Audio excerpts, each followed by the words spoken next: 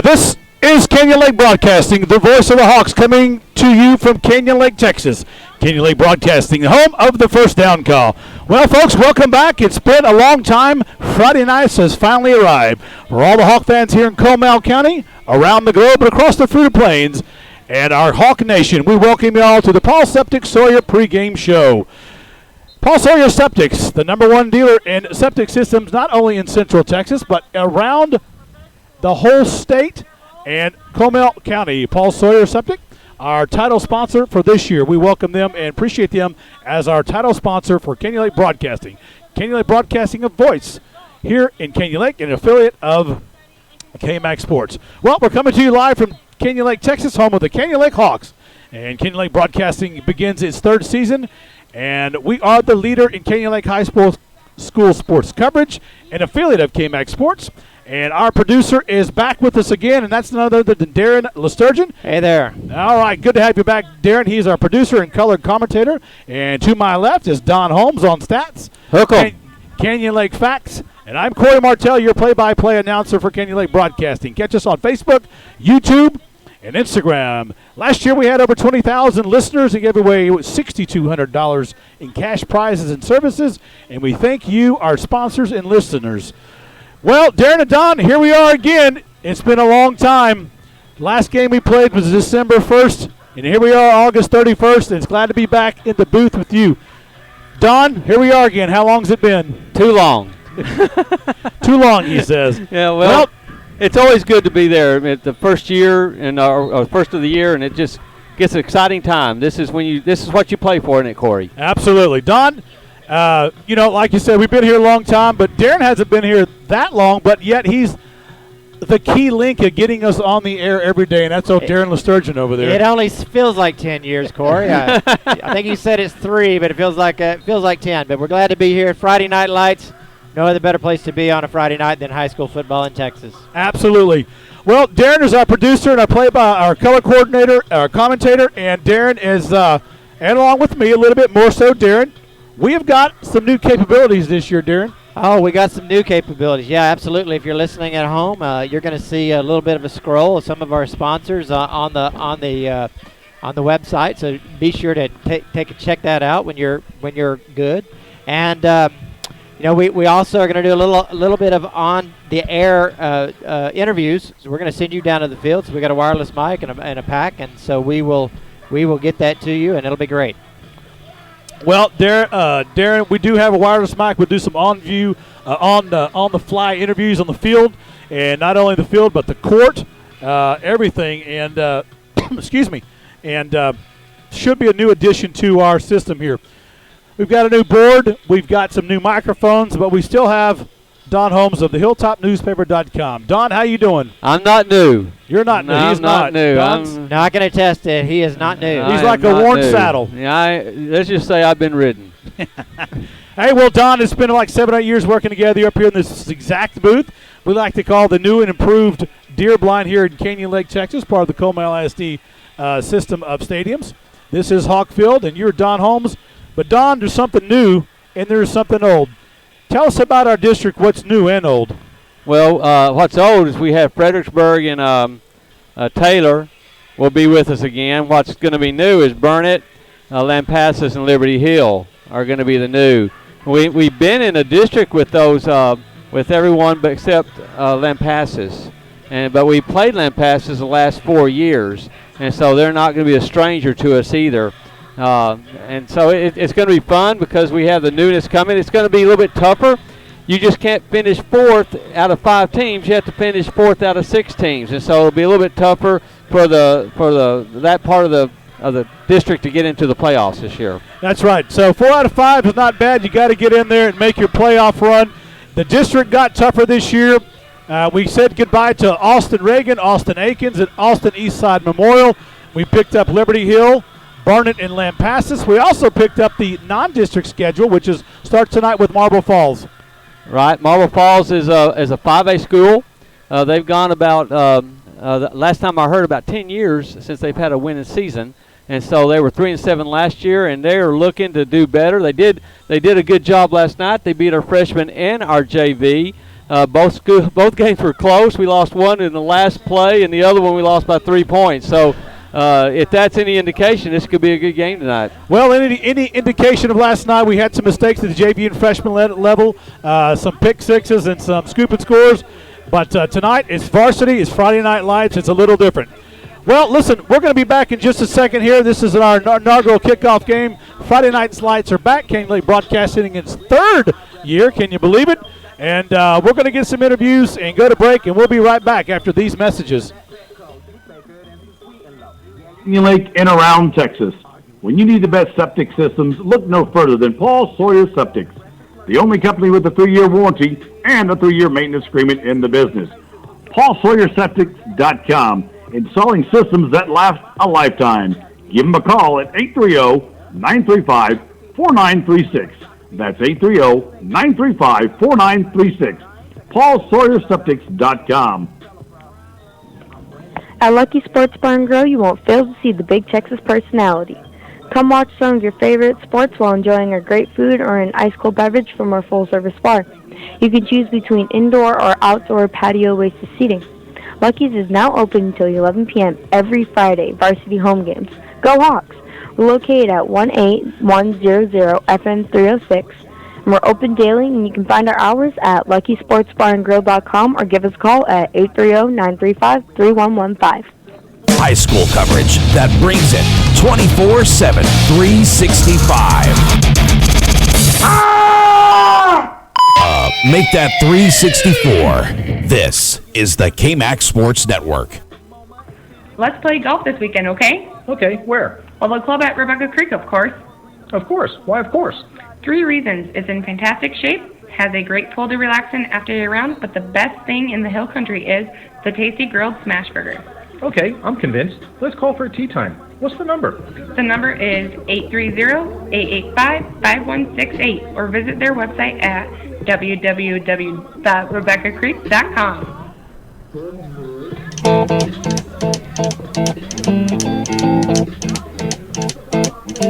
All right, welcome back, sports fans and all the listeners out there at Canyon Lake Broadcasting. We're here for the first game of the season, and it's exciting time. We got Corey down on the field. We're gonna go to him in just 1 second here and see whether or not he's got us. Corey, can you hear us down there? Yeah, Darren, I can hear you loud and clear. Thank you for coming back. Broadcasting, voice of the Hawks and home of the first down call. Here in the beginning of the Friday Night Lights, inaugural game here, the 2018 season, where it's good to be back, Darren. Here's one of the things Darren was talking about. Well, Corey, you're going to need to look at us just a little bit. We got you kind of cutting in and out for some reason. We have a little bit of expansion here, on the field microphone. How's that? Yeah, well, we had you a little bit in and out, so I'd ask just for you to look over here at the old stadium and make sure that we got you connected. So we're good to go, right? We're good to go. Yes, good to go. Let's see if we can't get an interview. See if you can't get one rounded up. That's what the reason we got the microphone down on the field is so that we could bring some interviews to you. And Corey, how's it looking down there? It is looking good. New uniforms right now. We've got dark green on dark green on dark green. Still the regular Canyon Lake logo on the hat. Make that the helmet, but it is still the dark green that they go to. We like to call that the mean green turf grinding machine if you're a Hawk fan. Well, Corey, as you look down there on the field and you see them warming up, you think there's any chance we might be able to catch up with somebody and just kind of get some thoughts on the game tonight? Yeah, we're going to try to snag one of the coaches here in a minute. Coach Strum, he's talking with some of the officials real quick. Yes, he's got to get it right with the officials. You want to get that part right.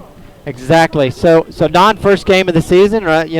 First home game. We got new turf this year. Have new turf. I'm watching Coach talk to those officials, make sure he goes to his pocket, see if there's any money being exchanged. So we have some good calls this year. Well, we want to make sure we get good calls. Yeah, that's the most important. But they are absolutely above reproach. Yeah, well, I told the you UIL guys are above reproach. Well, but I told him to use Susan B. Anthony dollars. Oh, are they worth more? Well, no, but you can flip them and see what's heads and tails. You can say it's a flip coin, and at the same time pay them off. Yeah, Donald Sadbag on you with this coins. You got to watch out now.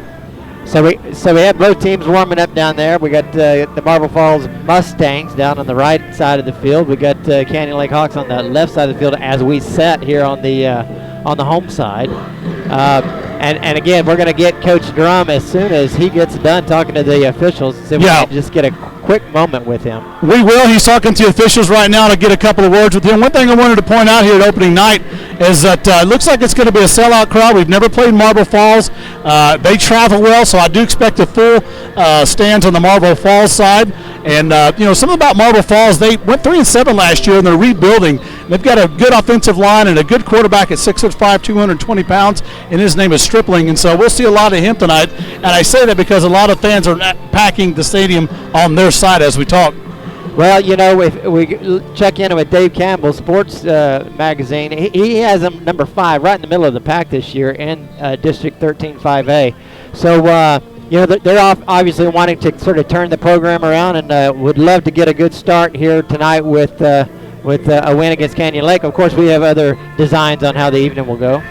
Canyon Lake, let's go back to Stripling. Stripling, he's in his 3rd year. This will be his 3rd year to be a starter. And Canyon Lake had that luxury last year when Bill Fulton was on his 3rd year. And we know how well each year Ben Fulton elevated his game. Absolutely. Passing and running. And, of course, just knowing the offense inside and out. So Stripling will not be first time on the job tonight because he's been around a while, and that's going to play to their favor. No, absolutely. It's one of those things where when you have that 3rd-year starter coming in, you expect things to happen a little quicker, decisions to come a little faster, and we really saw that with Ben Fulton last year, and I think that's probably one of the unknowns for us this year is exactly what's going to happen at quarterback. Well, exactly. Coaches are just about finishing. Look, hey, Coach Drum, can I get a quick second with you? Got Coach Drum down here on the field. Opening night against Marble Falls. We never played a team like this. They're 5A. What are some of the keys to winning tonight, Coach? Well, Marble Falls comes in with a lot of returning starters, which we don't. So that's probably the biggest question mark for us. How these young guys that are new to the Friday Night Lights, how they're going to respond to a little adversity. So hopefully well. So we'll see. That's what worries us most about Marble Falls, especially the quarterback. He's been a starter since. Well, exactly. We just talked about number 9, the quarterback, Stripling. 6'5", 200-something pounds. Got a quick arm. Some of the pass that he does. You think the secondary's ready for a guy like that? We've been working all week, and basically it's our defensive line. We're going to try and make him not so comfortable back. Standing in front of the mic. They're like a 7-on-7. We don't have a rush. He's going to hurt. So, Corey, we're kind of losing you a little bit down there because we're all right, well, let's Coach Drum. Appreciate you giving me a couple minutes, Coach. Thanks a lot. All right, so we're working out a few technical difficulties. It's the first time for us to do an on-field interview, and so we know we got a little bit of tweaking to do, but hopefully that gave you some sense of what Coach Drum is thinking. Well, Coach Drum was saying, and I'm sorry for the interruption, but, he's a 3-year starter. We talked about that. He doesn't want to get into a 7-on-7 tournament down here because we're not prepared for that. We've got some starters down here who don't have some varsity experience, and he's looking to run the likeness of what we did last year, 6, 7, 8-minute drives to keep them off the field. Well, Corey, that's good insight, and it's really good to catch up with Coach Drum down there and give us our first opportunity to sort of use our on-field mic. Yeah, well, I appreciate it, and I was going to cut out here, and I'll see y'all in just a moment. All right, well, he's going to make his way back up here to the booth, and we'll get him back here in just a second. So, Don, what's your thoughts on Canyon Lake as we get ready to kind of kick off this season? Well, Canyon Lake graduated their largest class of football players this past season, and with that graduation, there are a lot of key players that left the field. But what you don't know, or what you might not realize, is that Canyon Lake's senior class this year were, if not better, at least the same as that senior class was when they came up from their middle school years. And so what we have had are some players that have come up that are seniors this year that haven't had a chance to get a lot of playing time in because they're waiting for the guys who are above them to get to graduate.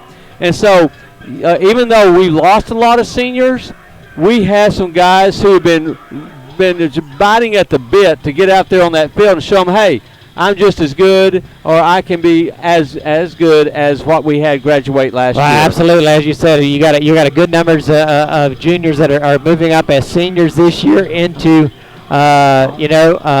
full-on varsity play coming off the JV squad, and a lot of good players. It was just a really deep senior team we had last year. So I think we're going to be a little bit surprised by what they're able to do.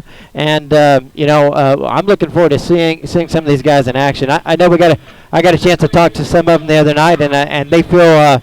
They're still kind of feeling it out exactly what's going to be the primary position the coach is going to put them in. They may previously play defense or play a little more offense, that sort of stuff. So I think as the season goes and they get more comfortable in the role, we're going to see that maturity begin to happen. I fully anticipate this year. Well, what I am cautious about is the number of turnovers he had last year, and I think that is mainly because of Ben Fulton and some senior running backs. And that's going to be key tonight because, as we were talking about earlier, our freshmen and JV got beat because of turnovers last night, and way too many turnovers. And with a slot T offense, it's hard to come back when you are giving away touchdowns like Canyon Lake did last night in the freshman and JV team. Well, hey, guys, I'm back in the booth here. It's sorry about the technical difficulties. No, I think we'll get that ironed out, Corey. We got a lot of people in the stadium, and we got a couple of frequencies to work on, but we'll get it worked out. Well, it's good to be back again. Good to talk to Coach Strum. A lot going on out there, and he's a busy man, so I appreciate him giving us that time. I want to go over the sponsor list this year. We've got a lot of good sponsors here at Canyon Lake High School supporting Canyon Lake broadcast. Miamal's Tacos will give away some gift certificates tonight. Lily's Java Pad will give some coffee away. Whitewater Outdoor Amphitheater, some tickets. Josh Abbott Band and Randy Rogers. We've got Paul Sawyer Septics. We got the club at Rebecca Creek. We're going to give away some a golf, 18 holes for 2 people. Oh, that'd be great. And let me tell you, if you haven't played out in Rebecca Creek, then there's something wrong with you. That's fantastic. I think we're really looking forward to being able to give away that free round. That'd be fantastic. It's great. I played about 3 or 4 weeks ago. I don't know if it's 11 or 12 on the stem, but my ball was moving. Yeah. Yeah. Did you shape it? Were you able to control it? Well. Okay. Just when nobody was looking. Foot wedge. The old foot wedge. There's a ball. I have a hole in my pocket. That ball keeps falling out. I understand. But no, Red Cook out there's got it going on. And Mark Carter out there is a pro. Great place to go. They got great food. They got a swimming pool. Play a little golf. So you can go out there and get lessons from the golf pro. And not only that, they've got a guy out there named Grips. Or his name Grips. He can get your grips done. He's a mobile guy. We'll talk about him later. Nice, very nice. Go out there and get your grip done. And because the most important thing, touch that club. First thing you do is touch the grips. Absolutely. Well, we also like to talk about Bombshell Boutique. Go down there and get your hair done. Yep. Petty Manny's, all kind of like that. Very nice. They got clothes. Love the Petty Manny. You love the Petty Manny out there. I'm telling you, it is something else. And you got some giveaways this season. Yes, we're going to give away some Petty Manny's and stuff like that. You want to stay close to the dial for when those happen. You want to stay close to the dial for that one because you never know when you need a Petty Manny. Well, you always need one. You just never know when you can get one for free. Right. Well, I need them more than most people. So maybe I should try to get in there. Maybe you can cut a deal with it. Maybe you can cut a deal. Also, we've got Texas Country RV. If you have an RV or anything like that, Big Joe Ruff over at Texas Country RV. He's the man to see. He's not some guy on I-35. He's a local guy. Yeah, no, absolutely. Joe Ruff will take care of you. He's local. He's willing to give you that personal service. And if you're out on vacation, you happen to be in the area, he'll take care of you as well. Absolutely. A couple other people I'd like to say is Good Life Pharmacy. They took over from North Shore Pharmacy, Good Life Pharmacy. Right up there near Mystic Shores. Yep. And they also got a UPS center now. And that's huge when you want to mail stuff. Yeah, you don't have to make your way all the way down to Boulevardy. You can just stop right in there. Go to UPS over there at Good Life Pharmacy. Very nice. Very nice. They got it, everything. Just look them up online. They'll get it. They'll give you everything they have and more. Good Life Pharmacy and UPS. What a winning team. Also, Homestead Roofing. Travis Macha, Homestead Roofing. Look him up. That's Travis Macha at homesteadroofingcontractors.com. Cowboy Plumbing Services. They're back again. All right, Jared very nice. And Sarah Criddle. Cowboy Plumbing Services over there. Cowboy Plumbing at msn.com. We'll talk more about them also. Very nice. And we got a... Did you mention the rabbit? Because maybe I wasn't paying attention. I haven't got to the rabbit. We're gonna.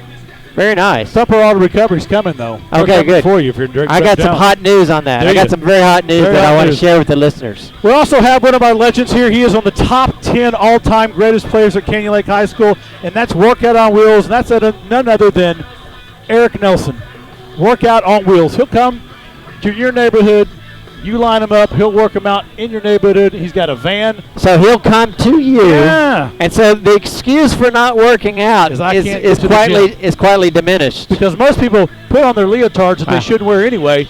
Then they stop and get a coffee on the way to the gym, and they never make it. That's right. The coffee derails them. And then it's like, well, yeah, I don't think I have time. Yeah, I'm busy. I got to get back, Yeah. So Workout on Wheels, Eric Nelson. He's a great guy. He's a great quarterback. Holds some records, doesn't he? Here, Don. He was an awesome receiver, and he has his senior year had 9 interceptions and got a second-team All-State with that.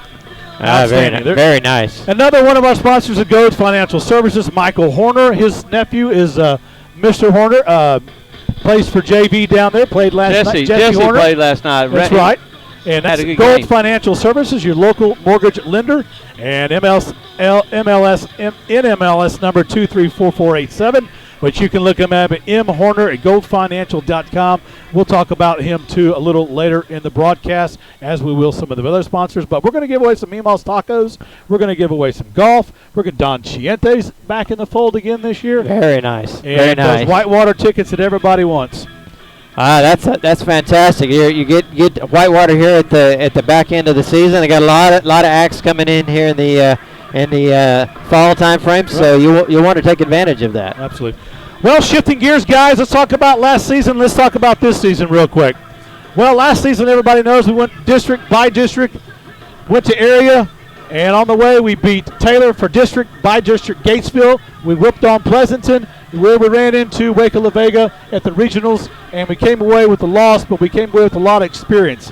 And some of those seniors have moved on. We'll talk about a few later, one being Joseph Criff and Jacob Foster. We'll talk about them. But this year we're moving forward. Got some new guys, Don. Braden Hodge, a junior, quick tackle, senior, is going to be Weber. Yeah, Weber. Yeah, that's right. Nathan DeLeon, the senior, he'll be playing defensive end and center. And we've got Big Duke, and Duke is number 60 this year. He's a sophomore, Don. Right. You have what you have is guys like DeLeon have been waiting to get out there and just knock some heads off because we had such good teams in the past, this last year's team. And so those are the type of players that you really are thinking that things are going to happen. And then with the Hudson, you have Hudson Duke, you have a guy there as a sophomore. And what was been told, or what they told us, that the sophomore class has a lot of good beef linemen for us, and they're not as skilled players, but we have skilled players in the other grades, and so they have moved some of those sophomores that are in that line to help take up the loss that we had to Jacob Foster and the rest of that offensive line. Absolutely. We've got ahead a quarterback duo, the quarterback battle duo here. You can't say that 3 times real fast. I'm trying to. Okay. But in steps some sophomore quarterback Peyton McMullen and Brandon Robinson, the junior.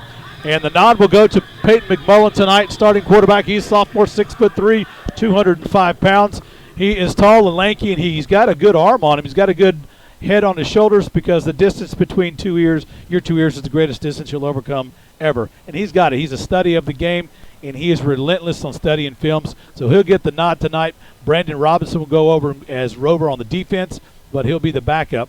Things may change, but as of tonight, there's your starter for Canyon Lake High School, a sophomore.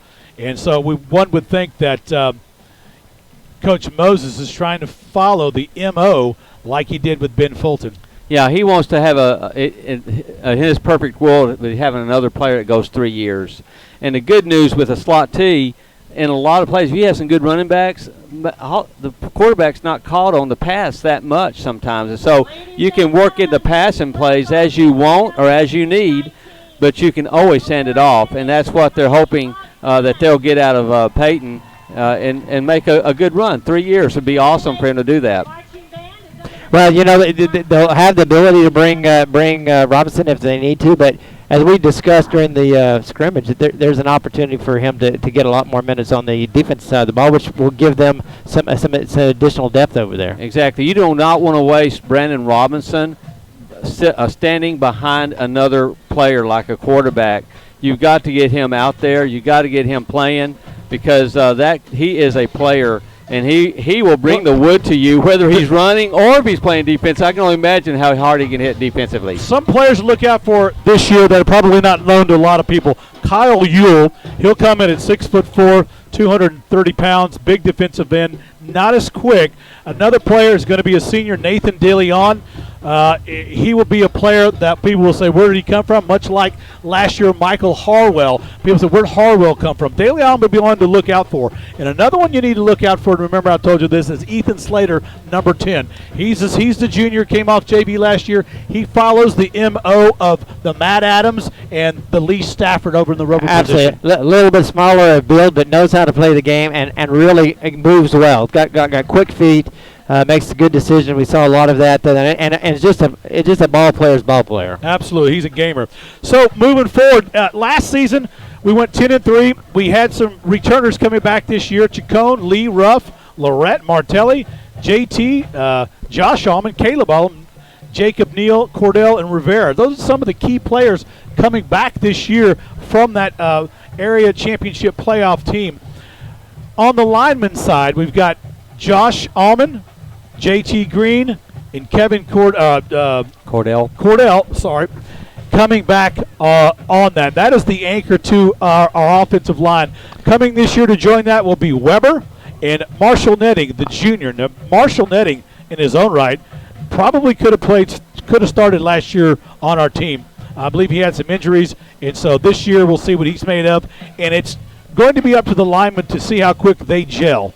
And so that's the key and the heart and soul of this slot T offense.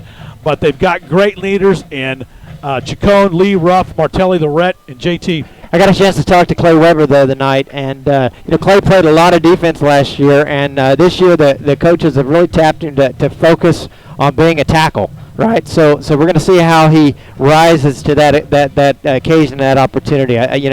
He naturally likes the defensive side of the ball. Obviously, they've got some depth on that defensive line. Guys like DeLeon that they're gonna plug in there, and so they're asking him to step up in that tackle position, and we'll see how he handles it as the season goes on. Yeah, he's got to fill some big shoes over there. One of the shoes that he's going to have to fill, which everybody's going to have to fill, is our Fleeb, as they call him. Oh, yes. At the Air Force Academy, old Jacob Foster. Oh, yes. He's probably sweated a few pounds off this summer. He probably thought, hey, those 2 days at Canyon Lake were really tough until he got over there. Until he got over there and shaved his head and put him on the treadmill and made him run up that mountain a few times to get in his face. Yeah, absolutely. But, no, Jacob Foster, he was our district MVP his junior year, Don, and he was the leader of our Canyon Lake football team last year. District MVP as a lineman. Pretty big. And you can't, what else could be said? That says means it all, doesn't it? That you've blown some people up during the course of the season. And last year you got to run a couple of plays, and I could only imagine what those guys tried to do, try to tackle him. I was feeling sorry for those guys. Well, I'm sure he's listening out there in Colorado, so shout out to our old buddy Jacob Foster. Congratulations going to the Air Force Academy. We will be watching you guys this year and making notes of your progress, and we hope you get a little play time.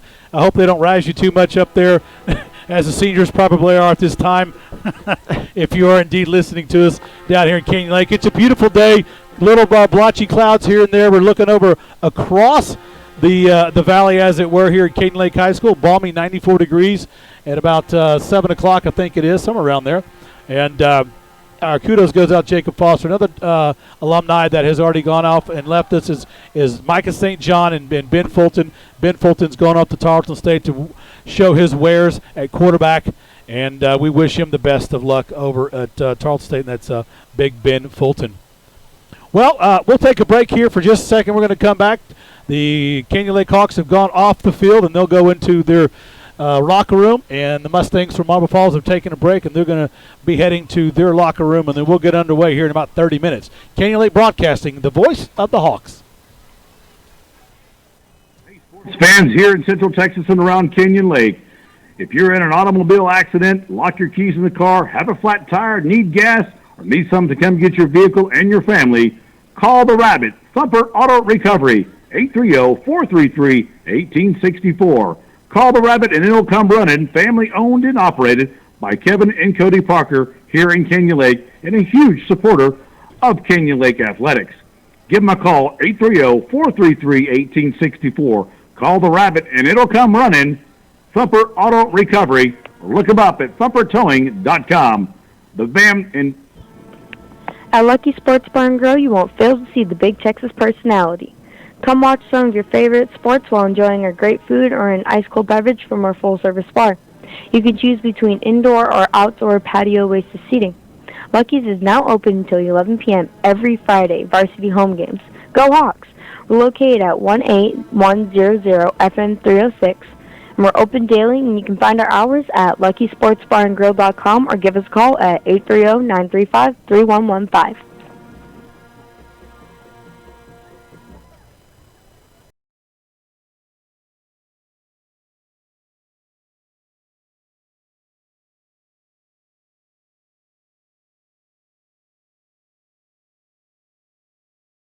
Broadcasting back on the air here, man.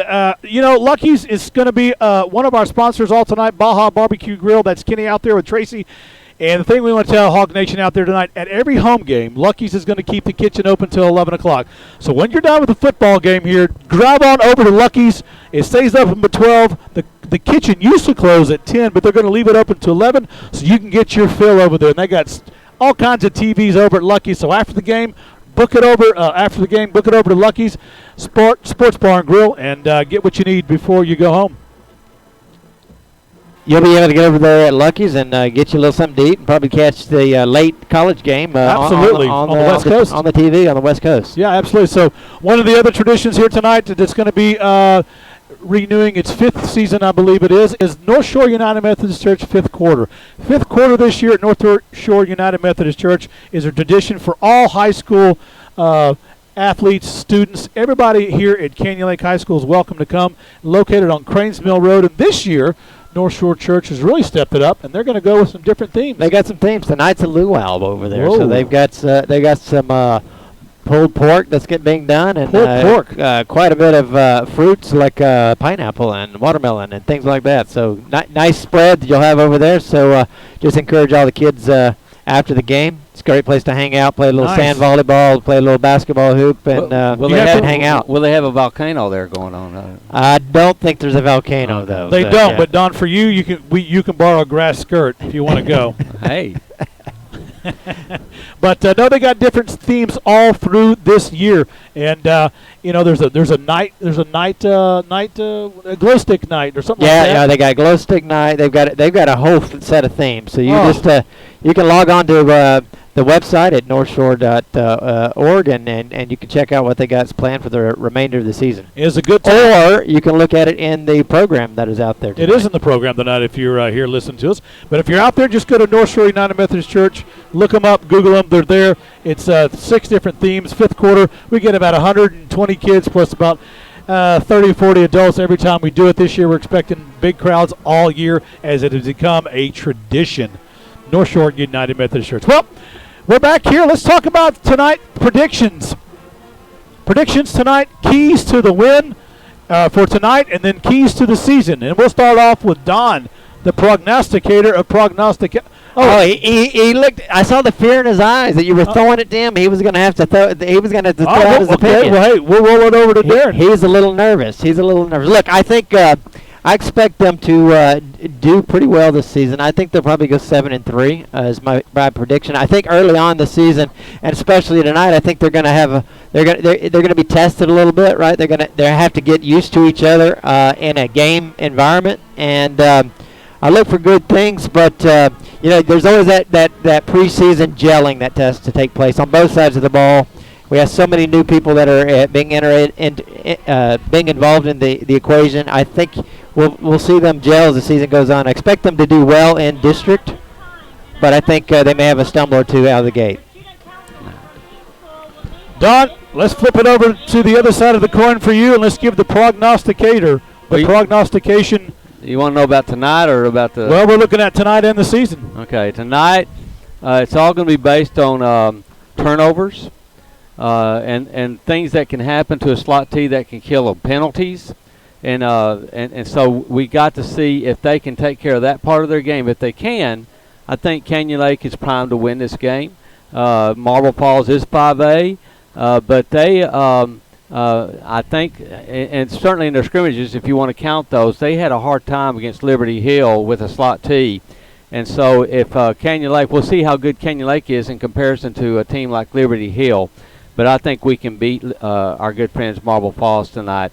As far as the season, once again, it's going to be how does our quarterback play and how does our defense play? Because our defense kept us in a lot of games last year. Well, they really didn't have to. On the other side of that, we had an offense that wouldn't stop. But on this year, with the question marks on our offense, not knowing what we're going to get, having a good defense will play with that. So I have us winning all our pre-district games. I think we'll finish 5-0 pre-district. Well, that's a big step off the dock, Don. But, last year you weren't too far off on some of your predictions and thoughts as far as the season and games go. But, tonight's game, they're 5A, we're 4A. Is that a big deal? Not really. Especially when you're in Central Texas, you have some of the same type of athletes, and it's a geographical region. Just some towns are bigger than others. Marble Falls is coming off that 3-7 season, but they are reloading. All those guys just about will be back. They've got a quarterback who can throw the ball, the bubble screen, the filter screen. He'll zip it on a quick slant, and I'll tell you, our corners are going to have their works cut out for them tonight. I think the pressure on the quarterback is going to be one of the things that we need to do tonight. He's 6'5", 220. He's a big boy. You're not just going to jump on his back and bring him down, Darren. Well, I was just going to say, I think it really comes down to how who controls the offensive line, or the line of scrimmage on both sides of the ball. We saw in the scrimmage against Cuero that Canyon Lake, as the game went on, they began to the physicality. They sort of rose to that occasion and became more physical as that scrimmage went on. And I think it really will come down to you talk about a passing team, a guy like that. What kind of pressure can you get up front, and how much pressure can you take off of your defensive backs? Well, speaking of pressure on the defensive side, we're going to have two defensive men, one in Nathan DeLeon and JT Green. The backups on those will be Kyle Ewell and number 34, and that's going to be the junior. We're not in preseason form, we're working through all of this.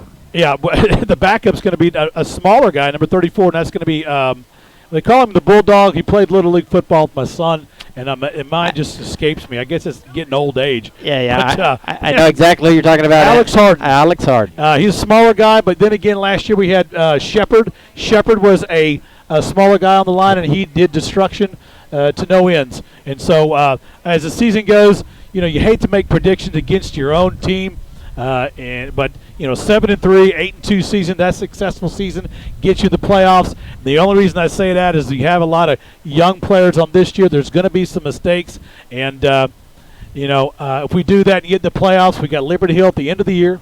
We could be 9-0. They could be 9-0 very easily. Yep. And that could be the battle of all battles to save district. And so it's a harder district because we gave up 3 teams at Austin who weren't competitive at all after about the first quarter.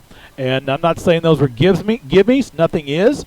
But we definitely have a tougher schedule. Yeah, absolutely. Last year they were concerned themselves with about 2 games. And if they got past those 2 games, they were in great shape from a playoff perspective. They'll get challenged a little bit more this year. The district's a little tougher. Absolutely. Well, those are some of the predictions here. Canyon Lake Broadcasting, voice of the Hawks, coming to you live from Canyon Lake, Texas. And a beautiful day here in the booth with Darren and Don. And the Les is our QA with KMAX Sports, since we are affiliate of KMAX Sports. We got Nathan Nunez. Oh, Nathan Nunez is on there now. Yeah, he's with us. We got this all worked out, and he's got us on coverage back in Austin. We appreciate the help from KMAX Sports. We also are gracious enough to give our Comel ISD Andrew, our superintendent, Andrew Kim, and the school board for letting us come here, along with Canyon Lake High School. Coach Charlie Drum let us be the voice of the Hawk, not only here tonight as an announcer, but a broadcasting team. And last year we had a little over 27,000 listeners, and we were heard in Daegu, South Korea on the DMZ line through the loudspeaker system down there via Lieutenant Colonel Patrick Allman, whose sons will be playing here tonight. He had us piped in over there in North Korea. Well, absolutely. We encourage you listening, back at home or wherever you happen to be at tonight, that you send it over to Grandma, send it over to Grandpa. Let them listen at home. Let them be a part of what your kids are doing. It's not just the football team, which we're going to bring you, but we got the band playing at halftime. I just noticed down there that the dance team has new uniforms this year. They're sporting the new unis tonight. So yeah, they got a lot of things going on, and just encourage you to get that URL, get it over to the Hilltop newspaper, and let them listen in. Absolutely, Darren. Well, let's take a break for just a few seconds, pay some bills real quick, and we'll come right back at the start of the game. We'll get underway. Let's play golf this weekend, okay? Okay, where? Well, the club at Rebecca Creek, of course. Of course. Why, of course? 3 reasons. It's in fantastic shape, has a great pool to relax in after your round, but the best thing in the Hill Country is the tasty grilled smash burger. Okay, I'm convinced. Let's call for a tea time. What's the number? The number is 830-885-5168, or visit their website at www.rebeccacreek.com.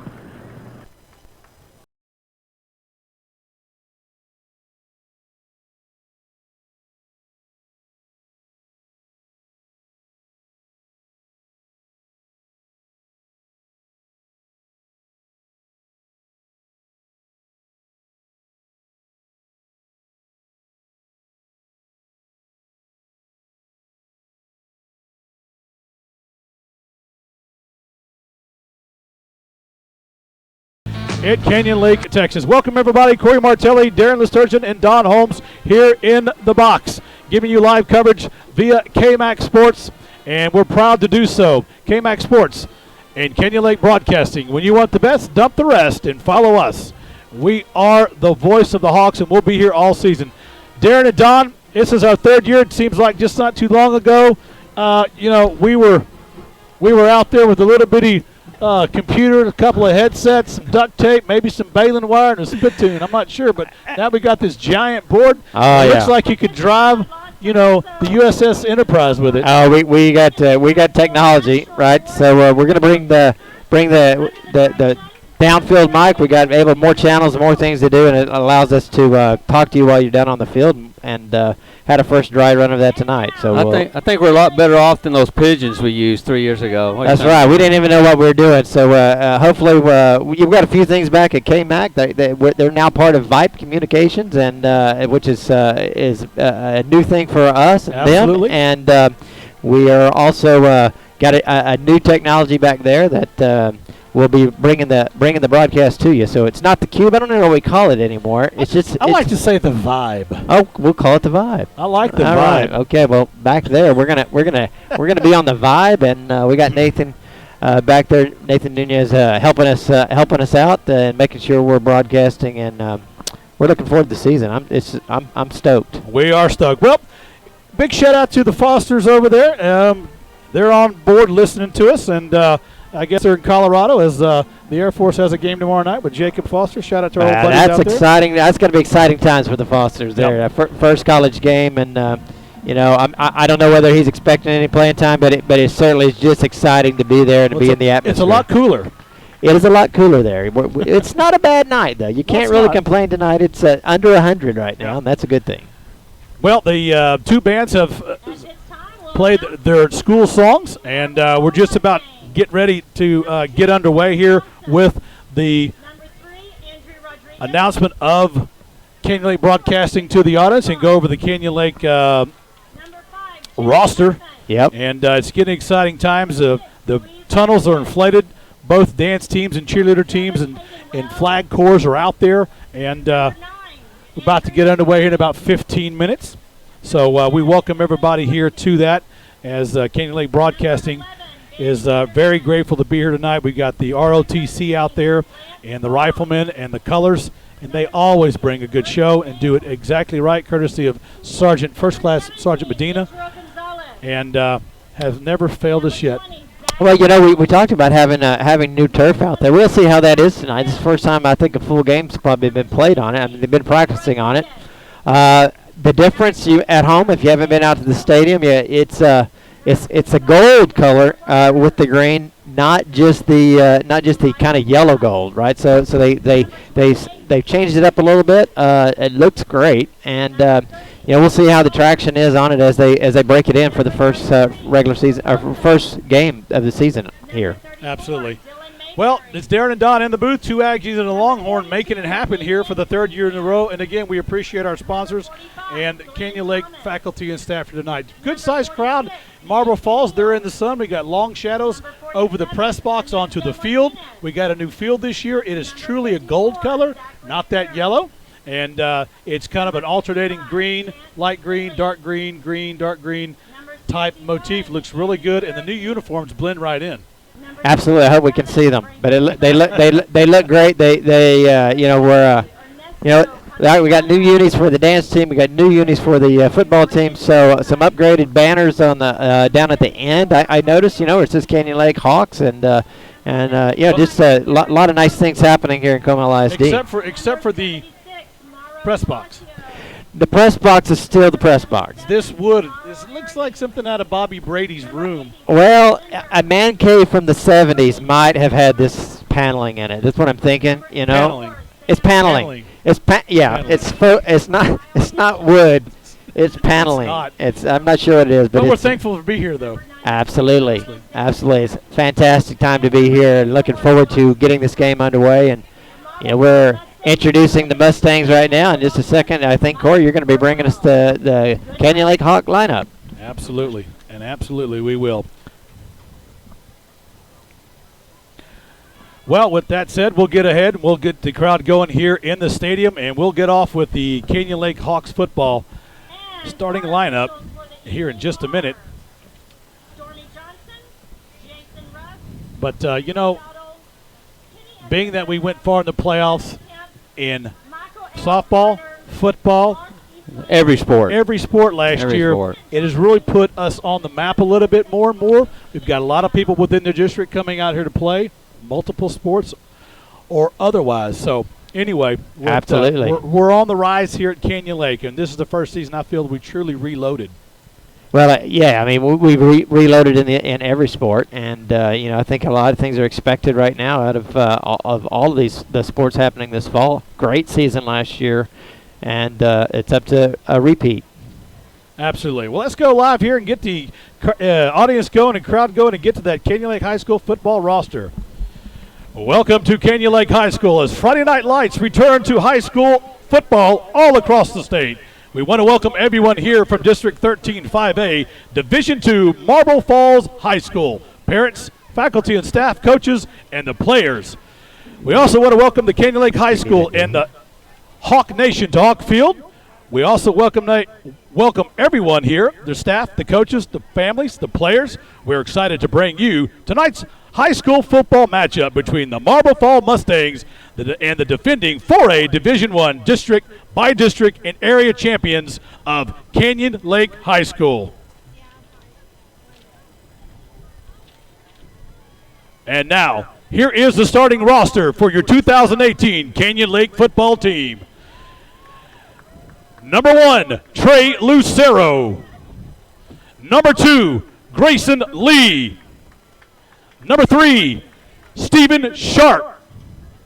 Number 4, Brandon Robinson. Number 5, Caleb Almond. Number 6, Chance Martelli. Number 8, Jacob Neal. Number 10, Ethan Slater. Number 12, Peyton McMullen. Number 15, Nick Rivera. Number 20, Tristan Chico Chacon. Number 21, Trenton Lorette. Number 22, Connor Rose. Number 26, Cody Klein. Number 30, J.T. Green. Number 32, Jacob Ruff. Number 36, Alex Harden. Number 40, Carter McCormick. Number 42, Kyle Wharton. Number 48, Andrew Kohlberg. Number 51, Brandon Cassard. Number 52, Clay Weber. Number 55, Kyle Yule. Number 56, Nathan DeLeon. Number 60, Hudson Duke. Number 63, Sean Pendleton. Number 64, Braden Hodge. Number 65, Sheldon Flint. Number 66, Devin Cordell. Number 70, Dylan Forehand. Number 71, Anthony Brown. Number 72, Dylan Shepard. Number 74, Josh Almond. Number 77, Marshall Netting. Number 80, Seth Townsend. Number 81, Eric Collins. And number 83, Ian Royer. That's your 2018 Canyon Lake Hawk football varsity lineup. Superintendent at Comal ISD is Andrew Kim. Principal at Canyon Lake High School is Christy Castanier. Assistant principals are Mark Kirshner, Angela Looney, Chad Seitz, and Eric Jennings. Athletic secretary is Lisa Verana. Counselors are Angie Mickey, Wendy Foster, Shar McKelvey, Emily White. Head coach and athletic coordinator for our Hawks is Charlie Drum. Assistant athletic coordinator, Kim Paisley. Athletic trainer is Israel Pena and Paul Steinhoff. Assistant coaches here at Canyon Lake High School for the Mighty Hawks, Troy Moses, Cody Means, Brett Hodges, Bill Green, Ryan Tierney, John Barthels, Victor Escamilla, Brian Hooper, Javier Almanza, Daniel Lancaster, and Robert Sosa. Cheerleading coach is Nicole Dugan. Band director, Mark Watley. Dance team director is Kara Inslee. And the assistant band director is Caleb Hoffman. Well, I'll tell you, that's quite the lineup. And we'll be announcing the teams as they come through the field. They're starting to come out now. And we'll have to got a little surprise for a little bit of everybody here tonight and see what we can do to get them on their feet, Darren. Absolutely. You know, I think they're making their way to the tunnel, you know, and, you know, that always, we over there, the Mustangs, they're bouncing. Here they come out right now, the Mustangs. And there they go, out on the field, all dressed in white. Nice uniforms with the Mustang on their helmet, purple and white outlines. Yeah, they got the running Mustang in purple inside of that white helmet. Looks good. And in just a moment, we're going to see the Canyon Lake Hawks bust out of that tunnel. We got the smoke coming out of the mouth of the Hawk. We got to see it bouncing, and you know, this excitement is building for the first entrance of the season of the Canyon Lake Hawk varsity football team. Well, I'll tell you, it's been a lot to get here to this today, Darren. My hat's off to you. We've come up to the press box and had a couple of long nights up here to get our equipment going. We're on the air, and I know that you know, Don wasn't with us, but Don brings a whole other aspect of what we need is his stats, his mind, his Canyon Lake tidbits, and the old Yoda himself look, which is that look right now. Yeah, that's deep thought right there. I'm just trying to see if I can come up with a question in the form of an answer. Oh, very nice, very nice. Well, you think about it, but don't hurt yourself while you're doing it. Tell me about it, man. Yeah, so we got a paper banner coming up.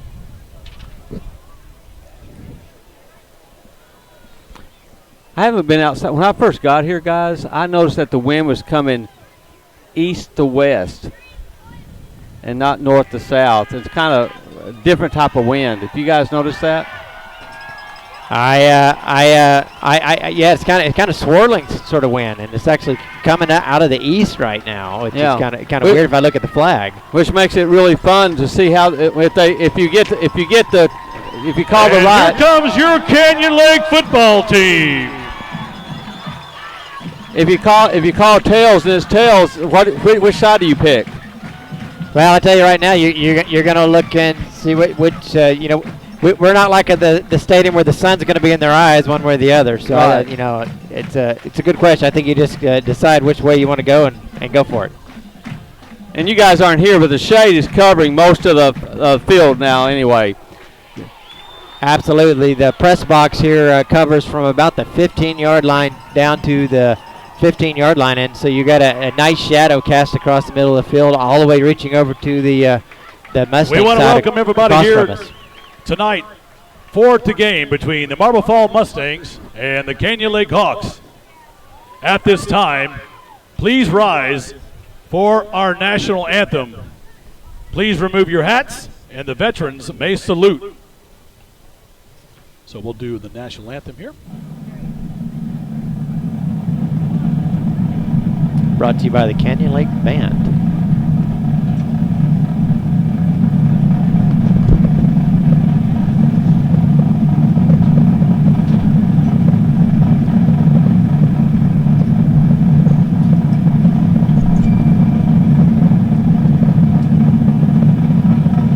As the flag bearers make their way to the 20-yard line.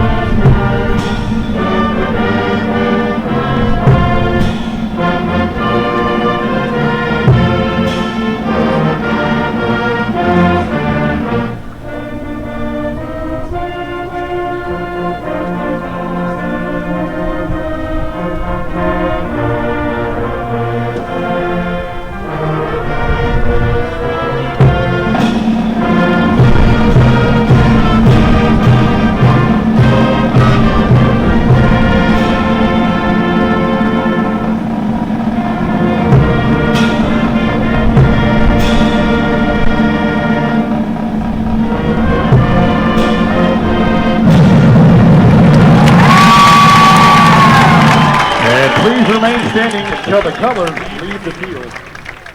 Lead rifle from Canyon Lake ROTC is Aaron Hartman. The American flag is held by Megan Stockwell. The Texas flag is held by Breonna Phillips. And the trail rifle is hosted by Serenity Garcia.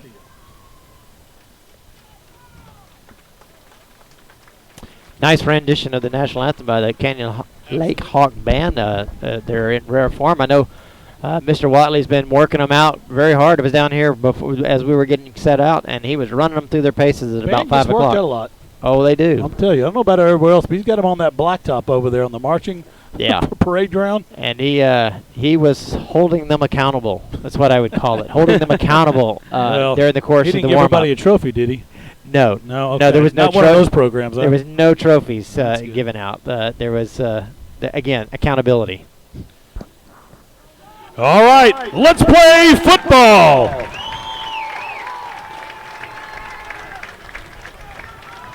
Tonight's game can be heard live on CanyonLakeBroadcasting.com. To hear the entertainment, just go to KMAXSports.com. Canyon Lake Broadcasting, the voice of the Hawks. Tonight's chain crew, we want to give them a brief shout-out. Chain crew captain is Jimmy Adams, followed by Steve Yates, Don Baird, and Howard St. John. 170 years of chain crew experience here at Canyon Lake High School over there. Hats off to those guys. I think one of those guys used to be an official. Team captains for Marble Falls, number 94, White Cotton, number 72, Whiteside, number 28,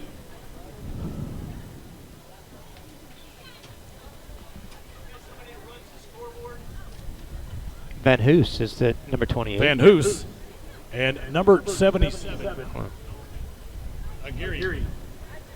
Canyon Lake's team captains are number 30, J.T. Green, number 20, Tristan Chacon, number 2, Grayson Lee, and number 21, Trenton Lorette.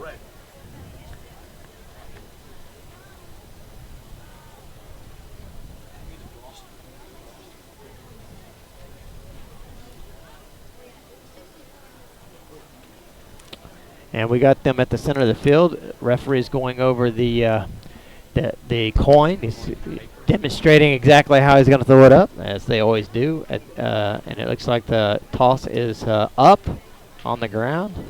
We're going to see who ends up winning this. Looks.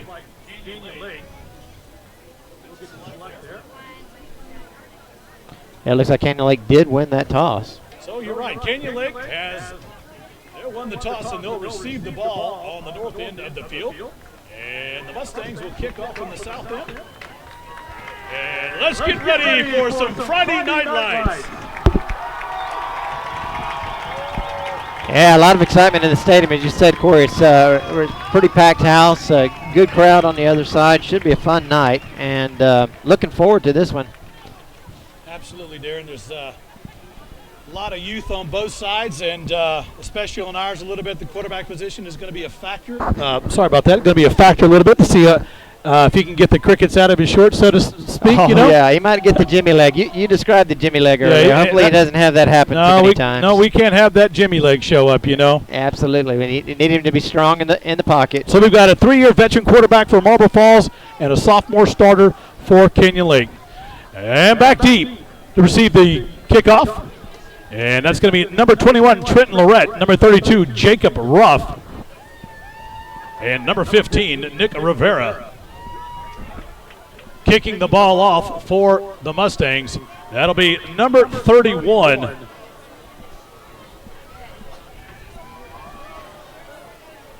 I guess we don't have a number for 31. I don't think I have a number 31 on there. Well, we're working off of their roster, and it's early in the season. All right, Hawk fans, on your feet. Kickoff time at Canyon Lake. No one sits down. It's been a long time since December 1st.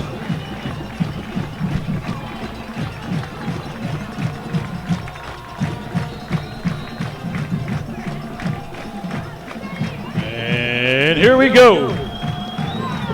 Kickoff high in the air. It's going to be taken by Rivera. He fumbles it, and he gets on the ball.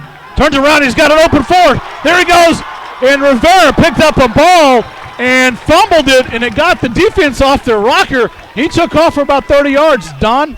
That happens a lot in football, where you fumble or you lose the handle on the football on the kickoff, and everybody just the defense doesn't do it, and then you get the run going. Rivera on the return, and Canyon Lake will have it 1st and 10 at their own 44-yard line to start the first quarter. Ball hit the turf. He picked it right back up. A lot of times it's ill-advised. You want him just to go down on the ball, but he picked it up, saw nothing but green in front of him, took off for 25 yards.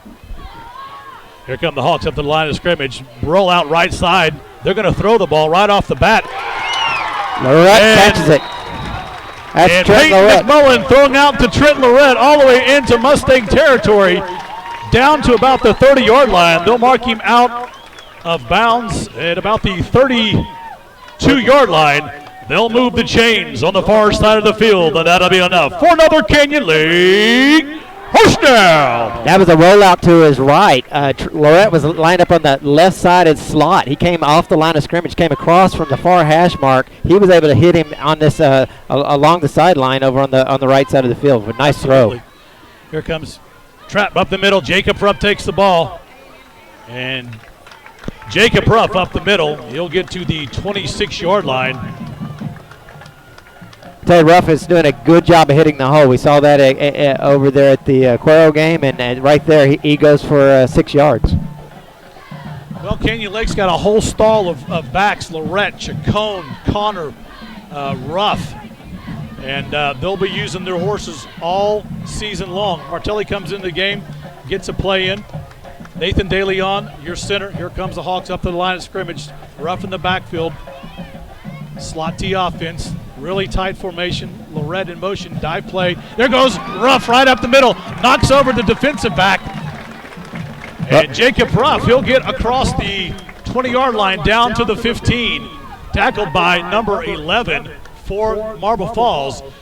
They'll move the chains on the far side of the field, and that'll be enough for another Canyon Lake first down. Straight dive off the right side. He found a lot of green there. Went untouched until he made contact on his own to the defender, ran over him.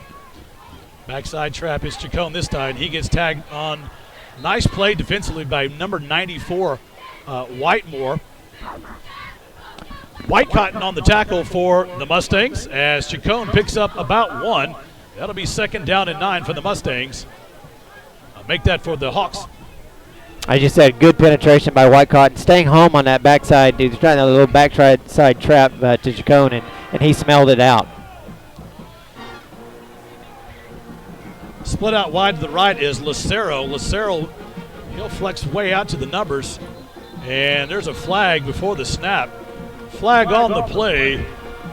Looks like a procedure. It's going to be procedure on Canyon Lake, and that'll back up the Hawks about 5 yards. So it'll be 2nd down and 6. I'll make that 2nd down and about 12. 14. 14. 2nd down and 14. Sorry about that.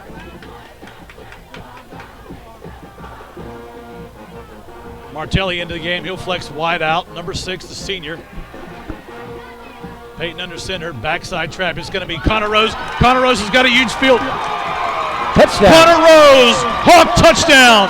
And the Hawks strike first. 9:33 here in the first quarter.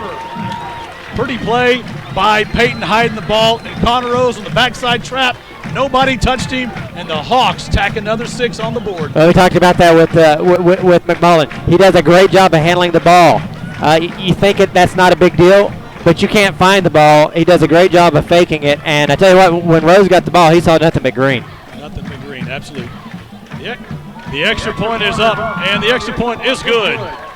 So with 9:33 to go in the first quarter, Canyon Lake 7 and the Marble Falls Mustangs 0. Well, you know, Peyton McMullen, 6'3", is 205 pounds.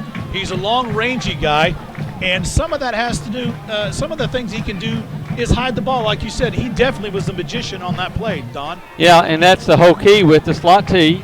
You got to be magician in the backfield. And I was impressed. That's just his first drive of the year in real time, but he had a great pass, and the offense and the offensive line was doing their job. They were doing their job. We had holes in there that some of the runners didn't get touched until down. And Coach Moses showed a lot of confidence in him coming out, passing the ball right out of the gate. So nice work by McMullen. You know, Marble Falls played Liberty Hill, and Liberty Hill runs a slot, so I think they're expecting a lot of that slot. So Coach Moses had him off key a little bit, threw the ball, got a 30-something yard gain. Yep. Put him on their heels. All right, folks, kickoff time here at Canyon Lake. On your feet. Nobody sits down on kickoff. Kicking the ball for Canyon Lake is number 21, Trenton Lorette. Now Lorette's been doing this for a couple years now, and he's got a pretty good leg. A lot of times they're going to do that pooch kick. Back deep is number 7, Wells for the Mustangs. They'll do that pooch kick down to about the 35, 25, 30-yard line. We'll see what they do here. Well, we got some new rules this year in UIL about the kickoff. We'll go over in a minute.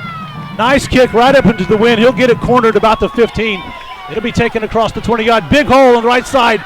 And number 3 on the return. Nice run by the Marble Falls deep back, number 3. And they'll get it out to the Canyon Lake 35-yard line. It'll be 1st and 10 for the Mustangs. Trenton Lorette got him, and that's good to have a kicker that's a defensive back because he did a good tackle in that open field. Absolutely. You saw down there a little bit of a missed block in the back on number 26, but hey, that's the way it goes, and he had a nice run, but Lorette there to save a run that could have gone the distance. 1st and 10 Mustangs at their own 35-yard line. Number 16, the quarterback, Luke Nail.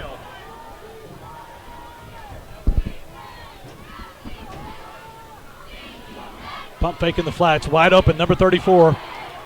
And number 34 with the reception out to the Mustang 41-yard line. Caleb Allman came up. Dylan Mayberry on the reception. Caleb Allman on the tackle, number 5 for Canyon Lake. Allman did a great job of coming up and really pressing that play. He's 2nd down and 4.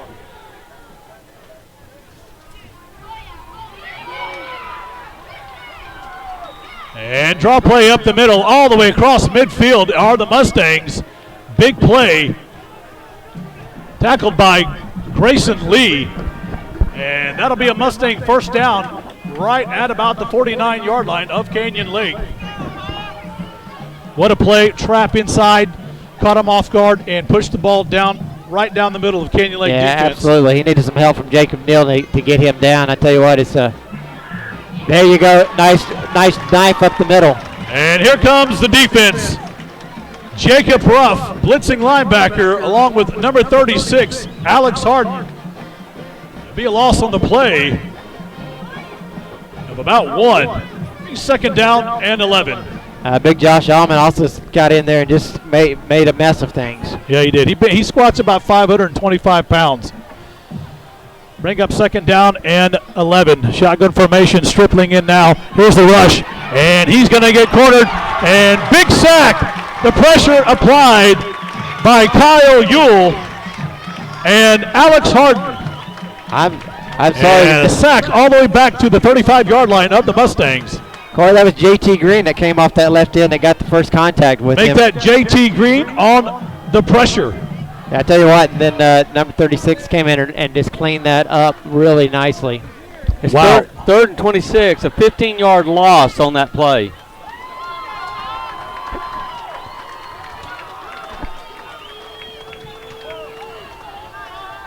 Here comes the Mustangs to the line. They're in a shotgun formation. Quick pass. But he pulls it down, and he is smothered. And in comes the Hawk defense again. JT Green along with number 50. 60. Number 60 for Canyon Lake. That's Hudson Duke. Hudson Duke just ate him up. I tell you what, that was a great play on this. A great pressure by everyone. It'll bring up fourth down and long for the Mustangs. 31 yards, guys. Ball at the 29-yard line of Marble Falls. Back deep, number 21, Trenton Lorette. Well, I'll tell you, man, that defense came humming, and they put the pressure on, and the pressure applied well, and they took advantage of it. Lorette's going to look at the ball, and he'll take it on the third bounce. He's got a little window on the left side. Down the sideline he goes across the midfield, and Lorette fooled everybody by not wanting to pick up the ball, and he did at the last second, got across midfield and out of bounds. Well, the ball bounced in front of him. He took 2 big hops, and he was a little bit indecisive, but the ball just came right to him, and man, he took off once he had it down the sideline. Lorette with the return on the sideline. He'll get it across midfield. Hawks will have it first down at the Marble Falls 49-yard line. Yeah, that punt was kind of an in-betweener, and he didn't try to charge up on there and cause a mistake. He was able to pick it up and go for a good gain. Here come the Hawks at line of scrimmage. Dive play, 234. Ruff bounces to the outside. There goes Ruff across the 40, the 30. And Ruff goes out of bounds at the 25-yard line. And Ruff bounces it out from the inside, takes it down about to the 25-yard line with the carry. He had He'll move the chains on the far side of the field, and that'll be enough for another Canyon Lake. Great block downfield by Connor Rose that was split out wide on the right side. He got a great block downfield and gave him another 10 yards on the play. First and 10 for Canyon Lake. Connor Rose in motion to the left side. He'll set up there, split out on the hash marks. Die play, Caleb Allman. Allman splits across the middle. Allman's got the 20. He's got the 15, and they'll ride him out of bounds at about the 11-yard line. Caleb Allman on the run. He'll bounce it to the outside, and he'll get him down at about the 11-yard line. Let's see where they finally mark it. They'll move the chains over on this far side of the field, and that'll be enough for another Canyon Lake first down. Yeah, they're going to end up marking it down about the 12-yard line, but that was a nice run by Allman. First time we've seen him with the ball tonight. Here they come to the line of scrimmage, first and 10 at the 11-yard line. Under center, Peyton McMullen. It's going to be a backside trap. It's going to be Lorette picking his way through traffic. And here comes and Whiteside. Make that White Cotton on the tackle, along with number 26 defensively there.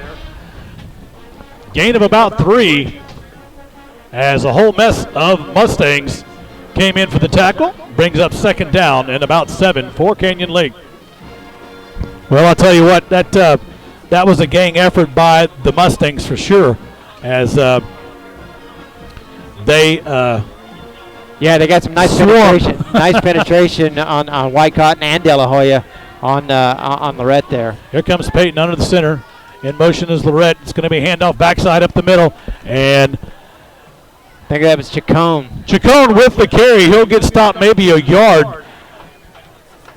And they'll give the tackle to number 84 on the defense. That's May, along with White Cotton.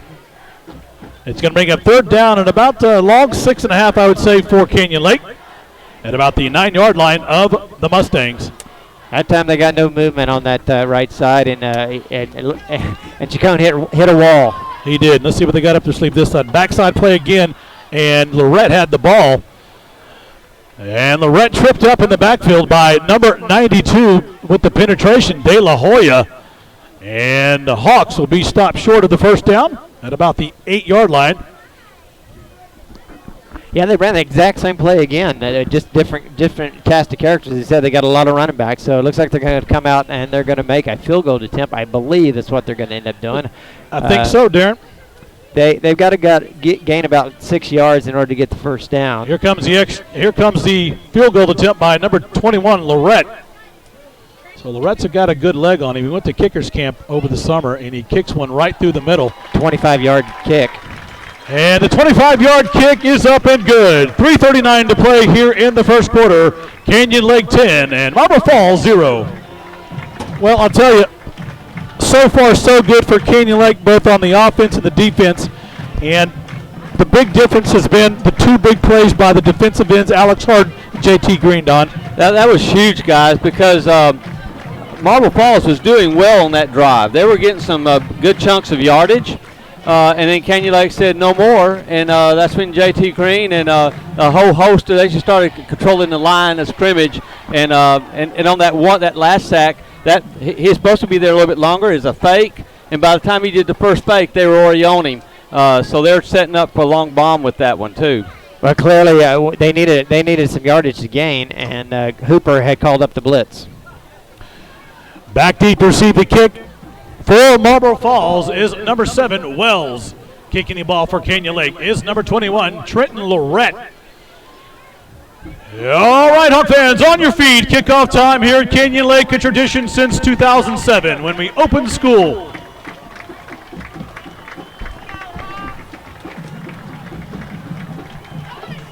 Well, last time the return was number 3, Rodriguez, and he had a great return. So let's see what's up the coach's sleeves and where he's going to direct that ball to be kicked. Well, again, we employed the old pooch kick a lot of times last year, so we'll see what they choose to do. And here comes Lorette. He pooches one way up in the air. It's going to be fair catch at the 30-yard line. And it'll be fair caught by number 28 of the Mustangs at the 35-yard line. Make 30. That the 30. And Marble Falls will have it first and 10. 3:38 to go in the first quarter. Well, they've been pretty effective with that pooch kick every year, all year last year, and I obviously went back to it there. You know, if you can get the ball at the 30-yard line on a kickoff, they are not going to complain about that. They just don't want to give up a 25, 30-yard run. And here comes the Marble Falls Mustangs, first and 10. Stripling takes the ball, RPO right up the middle, big hole here, Jacob. And I'll tell you what. That was Jacob Neal. That was Jacob Neal, and it was also number 2, the linebacker. Grayson Lee. Grayson Lee on that tackle, came in there and filled the spot. Gain of 5 on the play. Be second down and 5. What a play that was by the linebackers and the strong safety coming over. Neal really came up and supported the run very quickly, recognized what was happening there. They got a 4.5-yard, 5-yard gain out of it. Second down and 5, man in motion. That's White Cotton. And it'll be a draw play right in the middle. Backside black. And here comes Grayson Lee with the sack.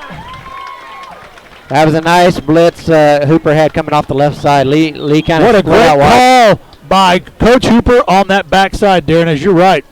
It really wasn't a sack. he handed it off, and so he got the running back on that. He was there about the time the ball was handed. Exactly. Third down and 8 for the Mustangs. Stripling, 6'3", quarterback we were talking about. There's a flag. they're gonna wave them off. But we had movement on the defense. We had the movement on the defense and the offense. So let's see if they're going to sort it out here. Everybody's pointing at each other, so we'll see what they say. Here's your call. It'll be offsides on Canyon Lake. Encroachment. Repeat third down. Well, that'll give them 5 yards, and that'll make it less painful to get that first down for the Mustangs. And it makes that third and 8 to 3rd and 3. 3rd down and 3 for Marble Falls.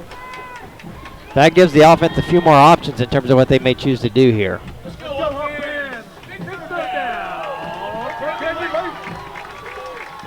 Here comes the Mustangs to the line. Splits. Moving again on the line. Let's see what happened there. 77 on that one. And let's see what the call is. I got a offensive illegal motion. It would tend to be against the offense, but we'll wait for the call. That'll be motion on the offense. Now back them up 5 yards. It'll be 3rd down and 8.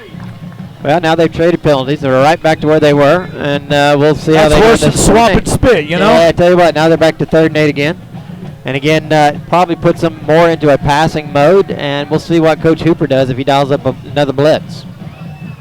Look out for those slant passes. They really like to do that slant pass. They do like the 5-yard slant, the 6 inside receiver. Stripling goes back to pass. There's nobody downfield. Here comes the rush. Stripling scrambling for his life, and he'll get out of bounds. Oh, block in the back. And there's a flag up at about the 30-yard line thrown by the side judge. Stripling made it to the 41-yard line. That would be enough for a first down, but we do have Laundry on the field. That Hawk player was blocked in the back. Well, we can see what the call is, but it certainly looked like a block in the back cleared out a number of people. Flag on the play. Block in the back on the offense. And it'll repeat 3rd down. Well, Stripling got to the 41-yard line. That would have been a first down, but he would have never gotten there if it wasn't for that block in the back. That cleared the way, allowed him to get that extra 3 or 4 yards to get to the first down marker. That's going to put them back. Now there's 3rd down. We were 3rd and 8. Now we are looking at, goodness gracious, 3rd and 18. I can do that math sometimes, Don. Yeah, well. And 3rd down and 18 for Marble Falls.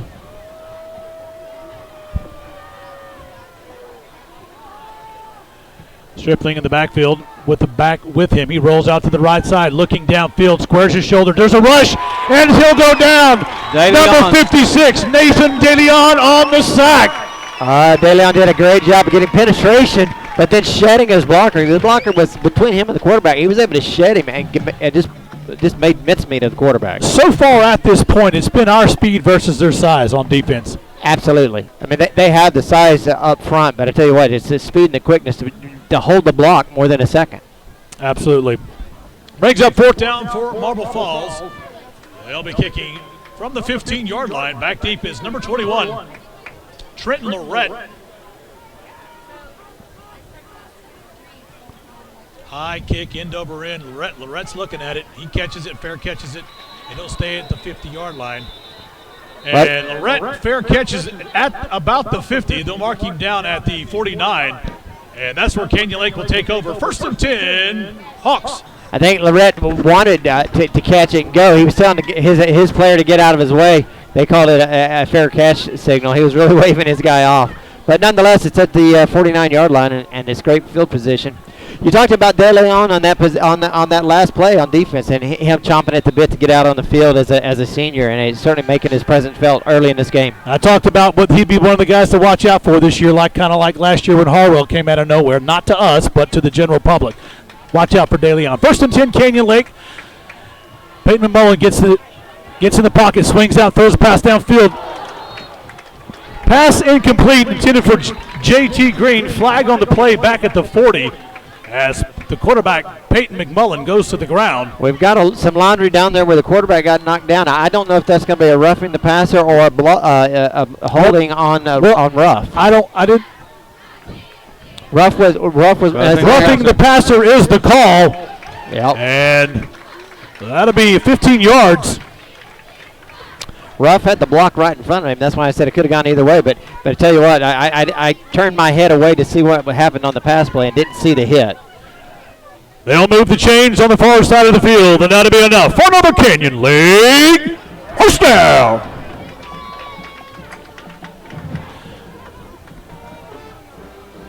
Well, Canyon Lake's got it 1st and 10 at the 34-yard line of Marble Falls. 43 seconds to go in the first half. And I'll promise you, Coach wants to score before the end of the ball. Oh, flag on the play. Quarterback Peyton McMullen never got the ball. In was number 64 is the new center. That's Braden Hodge. And he's about 6'1" or 220 pounds. It was offsides against Canyon Lake, so they'll bring this one back.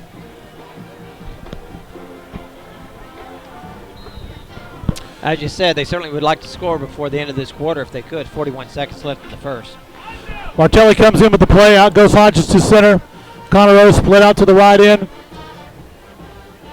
McMullen gives a tap. Backside.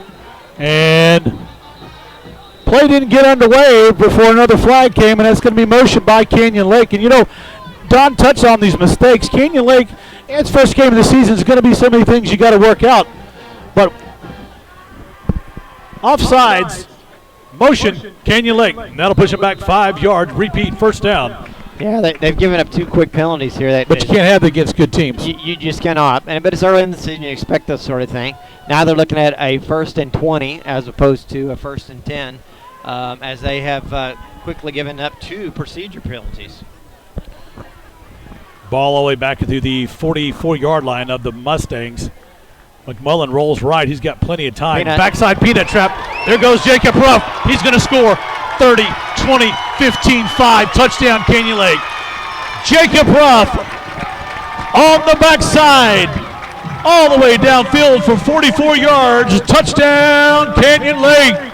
So when you call it a peanut play, basically Ruff never moves, right? Quarterback goes around him and tucks it back under behind him into Ruff's midsection. He goes up backside opposite direction of the flow of the play, and it was wide open, nothing but turf. They like to do that play 4 or 5 times a year. They'll run that play, and it's effective when it happens.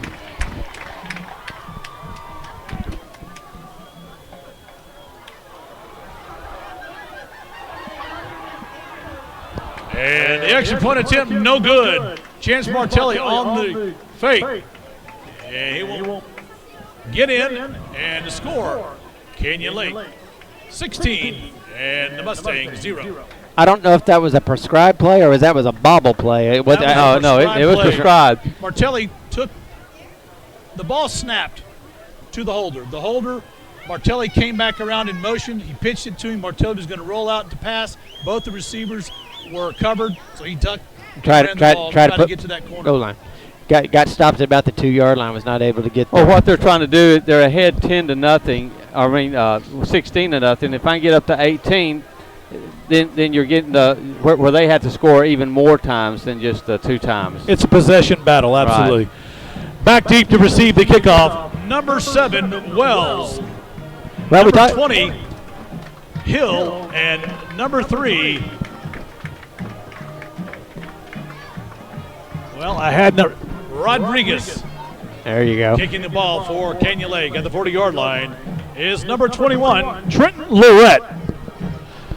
Well, we said they would like to score before then the first quarter. Sure enough, they did. In about 20 seconds, they were able to put 6 on the boards. On your feet, kickoff time at Canyon Lake.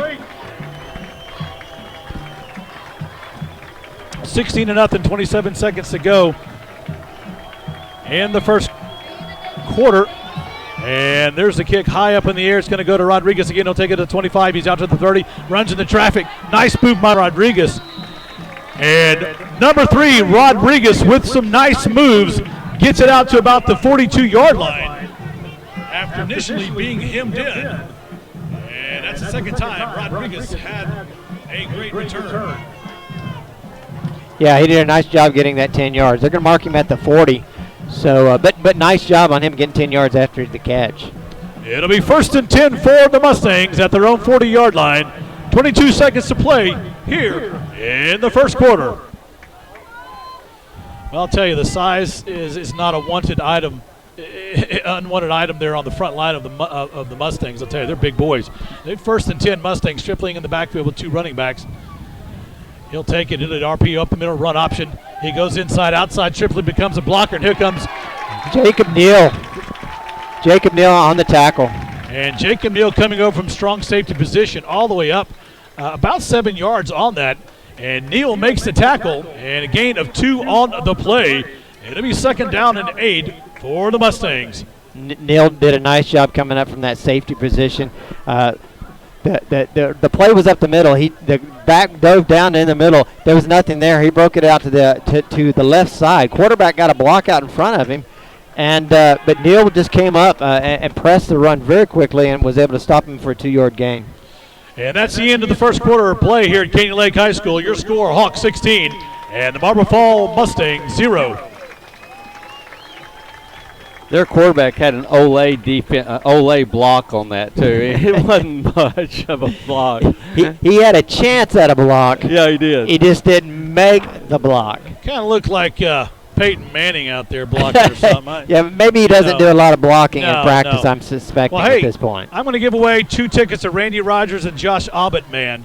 Randy Josh Rogers Abbott. Josh Abbott Band. Nice. Text me at 210-246-3345, 210-246-3345. Again, if you want to go see Randy Rogers and Josh Abbott here in Canyon Lake at Whitewater Outdoor Theater, September 2nd, a few days from now, give me a text at 210-246-3345. And actually, it should be up on the screen if you're at home. Just look on your screen. That number should be up there right now. So 210-246-3345. Next caller. Next person who texts me. How about that?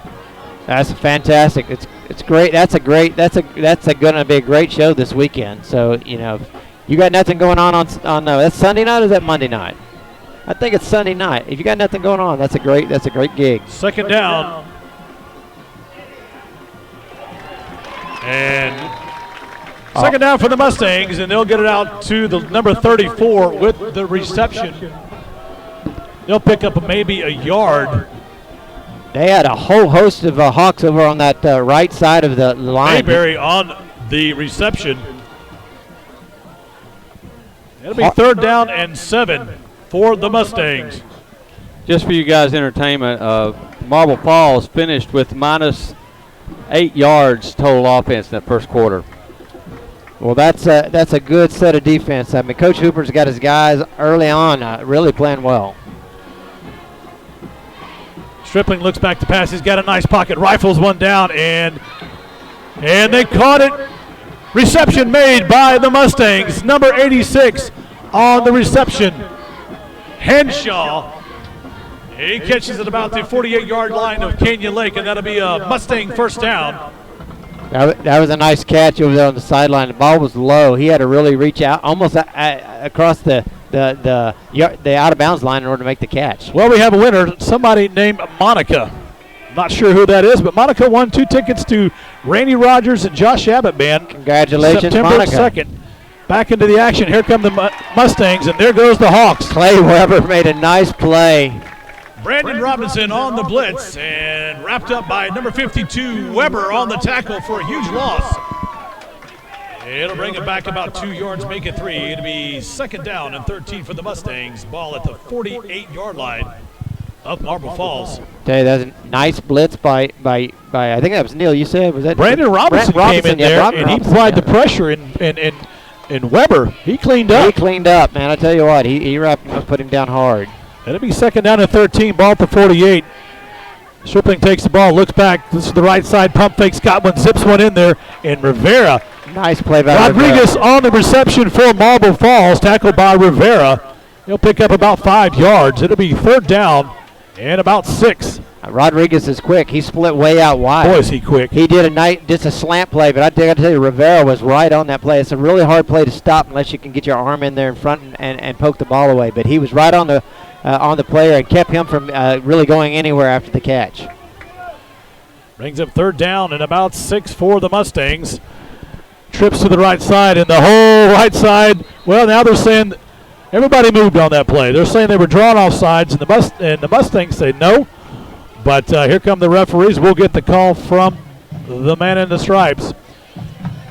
Flag on the play. And looks like it's going to be against Canyon Lake, and they'll get across the 40-yard line to about the 39-yard line of the Hawks. And that'll be a Mustang first down. Well, No, it's not. It's 3rd and 2. Make that 3rd and about 1. yeah, I tell you what, Stripling is showing that senior poise. He's done a couple of hard counts in this game and has managed to get draw Canyon Lake off. Certainly the Mustangs moved, but only after they were encroached by the defense. Here, 3rd down and 1. They got their jumbo package in. Number 34 looks like it. And we've got a whistle timeout. The officials came to the ball and stood over it. We have a timeout by the Mustangs. Guess the coaches didn't like what they had drawn up. This is the deepest they've actually gotten Well, tonight. actually, wait a minute. No, that was an offsides. Oh, there you go. Can't be an Offsides on the Mustang. That'll take them back 5 yards, and it'll be 3rd down and 7. I think they called it on the wide receiver on the Rodriguez That on the was far side of the Rodriguez. field. I think he was lined up across the line of scrimmage. 3rd down and 7 for the Mustangs. Jumbo package in. It'll be a run right at Wells. Takes the ball, big hole up the middle. He gets across the 40. And Wells is met by Brandon Robinson, Jacob Ruff. And Wells on the carry. He'll get across the 40-yard line. That'll be a first down for Marble Falls Mustangs. Tackled by Jacob Ruff, Brandon Robinson, and Lorette. Gain of about 7. And they'll mark the ball at the Canyon Lake 37-yard line.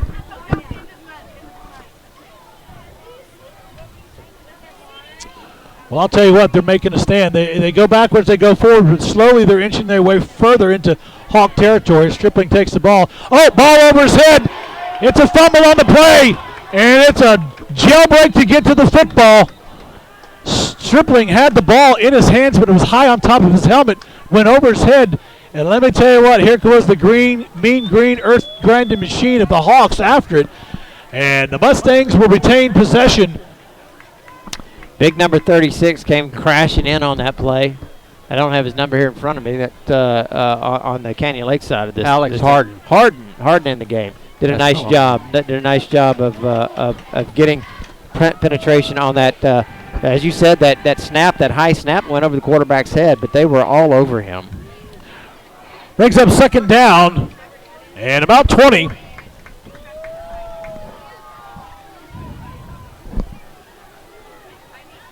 Man in motion, and there is a flag. Make that timeout by the Mustangs. I was going to say they had gotten the deepest penetration that they had done tonight against Canyon Lake. They'd gotten all the way down to the 38-yard line, but now they've gone backwards since then with a couple penalties and a snap over the head of the quarterback. Well, certainly we've seen some mistakes on our side. They've had some mistakes. As you mentioned earlier, Darren, they're going to have those things in the first game of the season. We've never played this school. They've never played us. The most you can do is see who they played in the preseason and then watch a lot of films. Absolutely, and it's kind of hard to get a lot of film on this Canyon Lake team because there's a lot of new cast of characters. Now, if you go back and look at the JV from last year, you're going to see what some of the guys could do. But, you know, another year you got those guys that are seniors coming in, guys like DeLeon, like Weber, guys that are making their presence felt tonight. That's fantastic to see. We wondered if they would be able to do so. Absolutely. It'll be 2nd down and about 20 for the Mustangs. 7:30 to play here in the second quarter. Stripling in the backfield. He snaps 25 in motion, comes all the way out to the numbers here. Stripling's in the backfield, trips left. Stripling looks right, goes left, pumps fake down the center of the field, rifles one, and there on the defense, number 21, Trent Lorette on the defense for Canyon Lake. Tell ya, big number 30. That's Mayberry, number 34 on the reception. Pass incomplete, be 3rd down.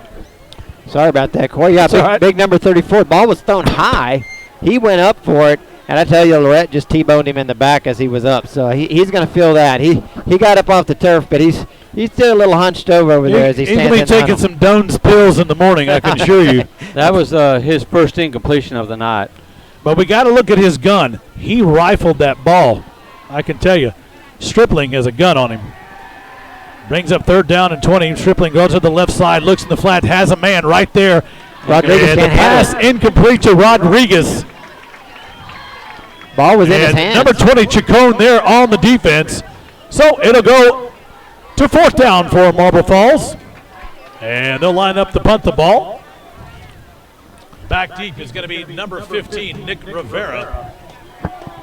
Well, as you said, Stripling does have a gun. He gunned the ball in there to Rodriguez. Rodriguez it was low, but he had a play on the ball. He just was not able to handle it. It went through his hands, and that's going to bring up the 4th down, and they're going to punt it away. And here comes a snap, and gets the ball. Nice ball way up in there. Beautiful kick, end over end. Rivera just walks away as it hits right on the 20-yard line. And the ball will go out at the 20-yard line of Canyon Lake, and that's where they'll take over 1st and 10.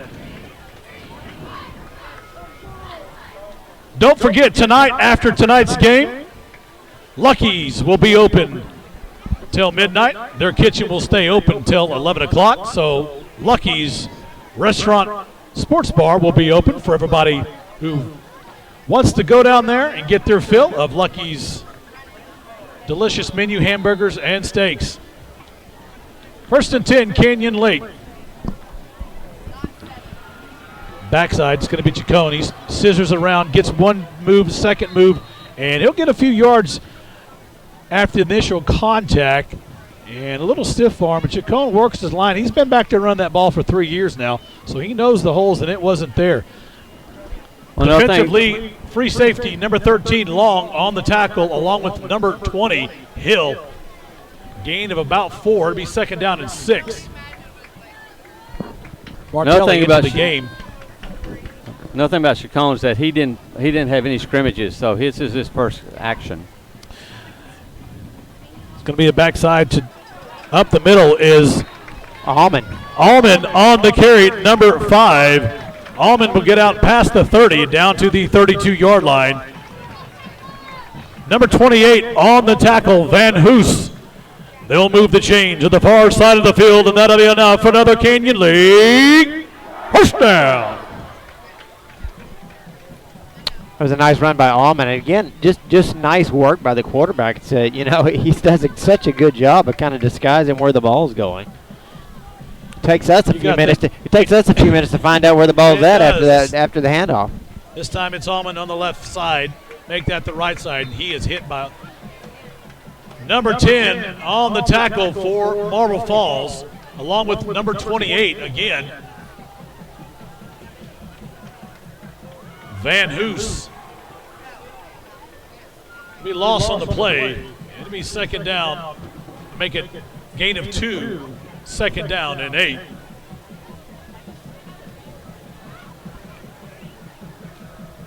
Well, I'll tell you, it's a lot of white jerseys out there on that one. You could take your pick, but it was Van Hoos who had the initiation of the contact.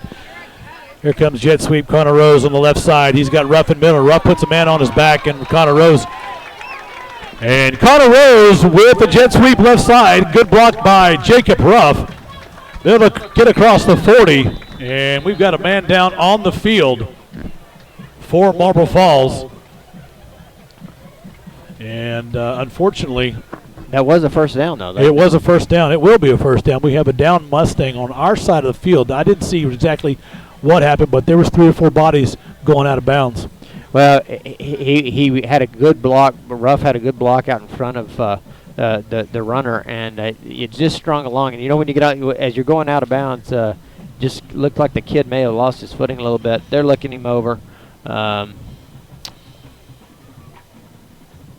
everybody's taking a knee out on the field. And we'll just take a quick break here, real fast, and hear from a couple of our sponsors, and we'll be right back. Canyon Lake Broadcasting, the voice of the Hawks. Congratulations. No need to look any further. You have found the plumber that you will use for the rest of your life.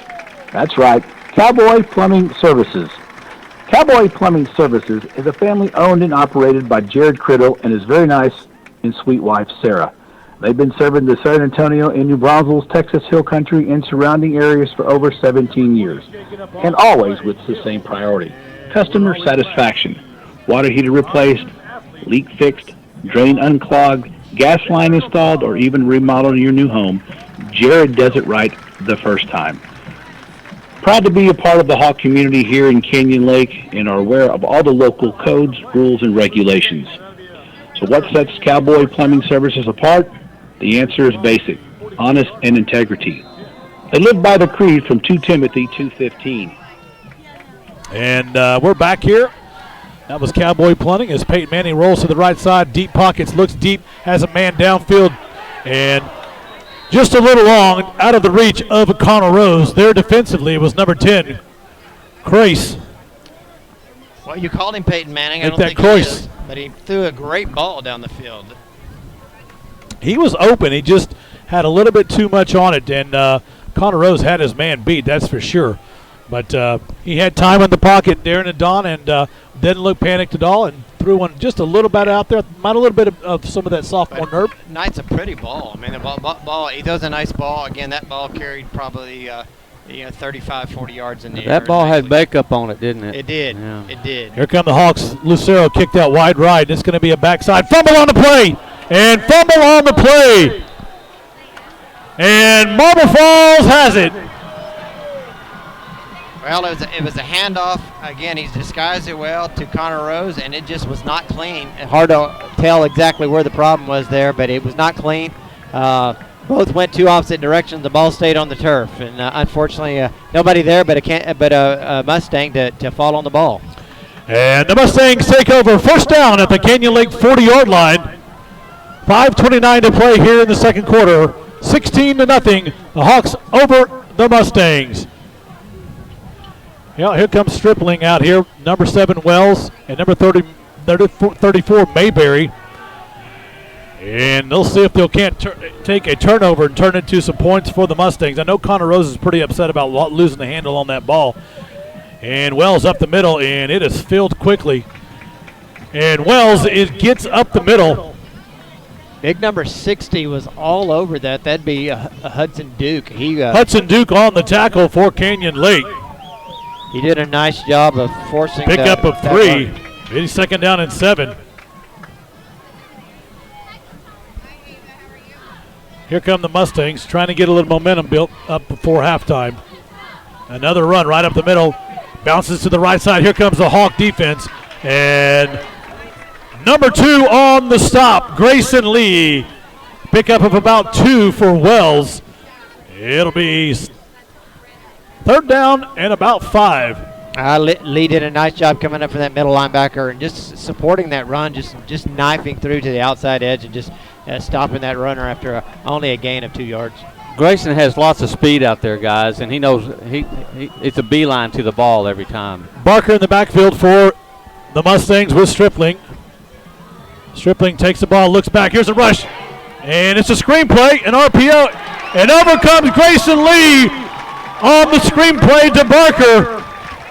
Whoa! No gain on the play. What a great play! Wow, that's going to make the highlight reel for Grayson Lee. He blitzed 2 tackles, broke through, and made the play. You had Harden come off the edge, really putting pressure on Stripling. Stripling throws the ball, catches, the separation between the defensive line on the rush. 5 for the Mustangs. And I tell you what, Lee did a fantastic job pressing that and dropping them for no gain.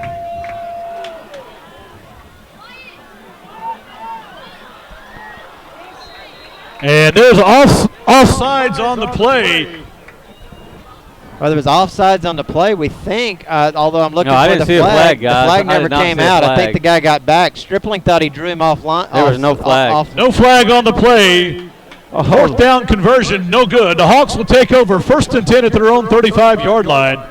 Well, that was kind of a give me the 4-1-1. So Stripling does a hard count, gets the left end to jump, but he gets back. Everybody stops on Canyon Lake side, and the wide receiver on the left side of the field is free, running free. It was a free play for the Mustangs, and they could not connect. What really dodged the bullet there. It was a free touchdown. It was just done a nice job, but, well, I say that the pass was just overthrown, and it's too bad. First and 10, Hawks. And Ruff gets the ball. Ruff with the ball. He's hit immediately at the line of scrimmage. Number 92 and number 94 there defensively for That's De La Hoya in white cotton, along with number 70, Castaneda. Loss of about a yard on the play and bring it second down and 11. Yeah, well, they really made great penetration right there. And this is where they're teeing off to stop that run. I think the pass is going to open up. In comes number 80 on the far side.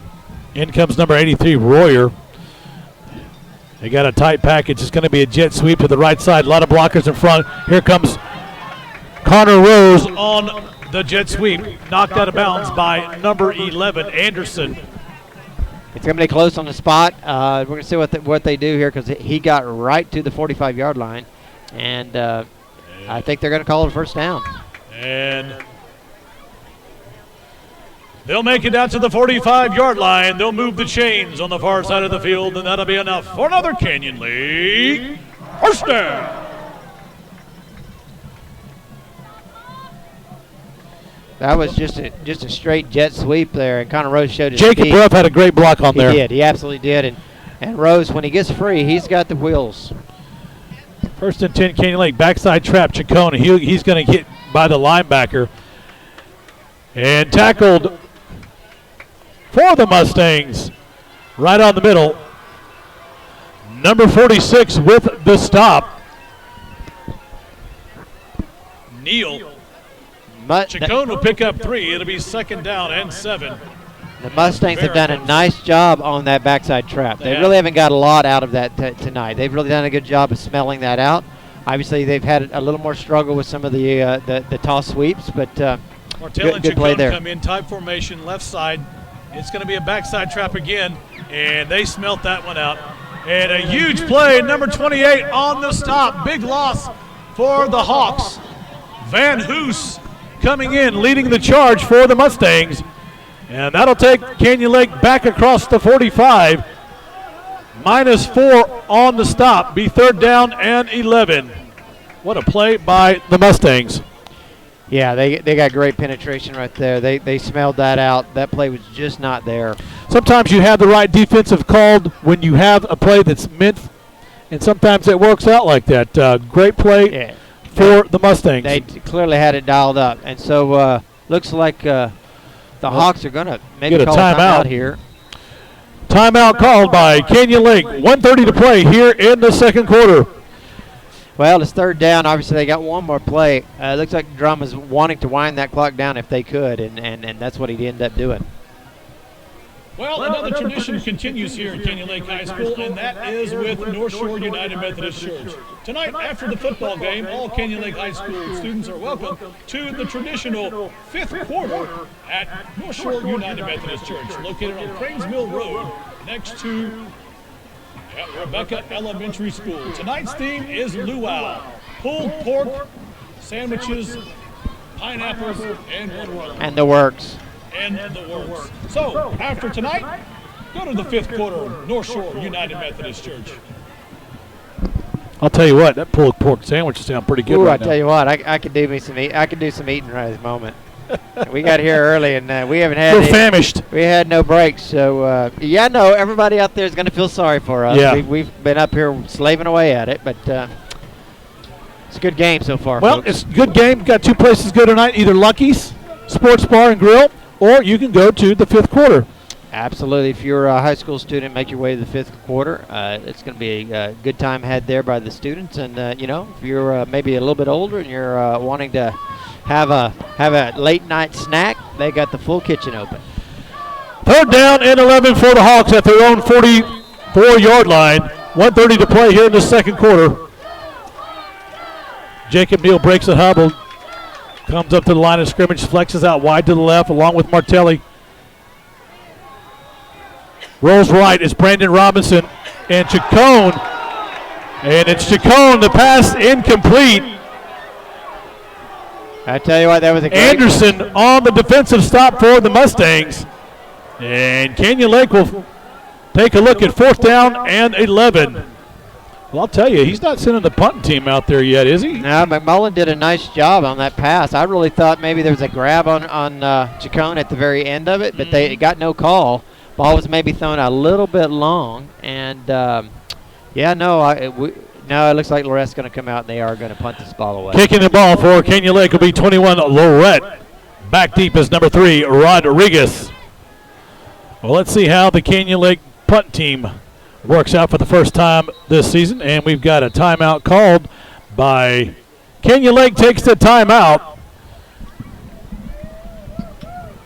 Well, I don't think he was going to do any trickeration. I mean, he's looking at a 4th and 11, but you never know. Trickeration, is that like strategery? It's like strategery. Sometimes the old coach will go to the old playbook and he'll pull something out, you know. About his freshman year, Trenton Lorette was back for a punt about like this, and he ran it, and he got a chewing out like nobody's business. And so that coach is still on the sidelines. He's going, I see he has that little twitch in his leg. Let's better call timeout and make sure he doesn't go anywhere. But it's not the Jimmy leg. No, there's a difference. Twitch. Yeah, it's a twitch. It's a different twitch. Yeah, I learned about that Jimmy leg. I call it a Sam leg now. Coach probably wanted to make sure that he didn't come up with something. Now it looks like they're changing what they were going to do because Lorette's now not back there. So looks like it's going to be Jacob Neal's going to do maybe a little punting. He's stretching out. So, yeah, looks like maybe there was going to be some trickeration going on. Well, 4th down for Canyon Lake, and they'll line up the punt position. Jacob Neal back to punt the ball for Canyon Lake. Well, I don't think there'll be any trickeration, but one never knows. Well, Martelli gets the ball down there, and Jacob Neal gets one end over end, and it's going to go to no man's land, takes a Mustang bounce, and it is down 35. At the 35-yard line, JT Green makes sure it stays there. And that's where the Mustangs will take over 1st and 10 for Marble Falls. 1:11 to go here in the second quarter. So you know the Mustangs want to get on the board. Canyon Lake had the ball, on the opening kickoff. So Mustangs will get the ball at the beginning of the third quarter.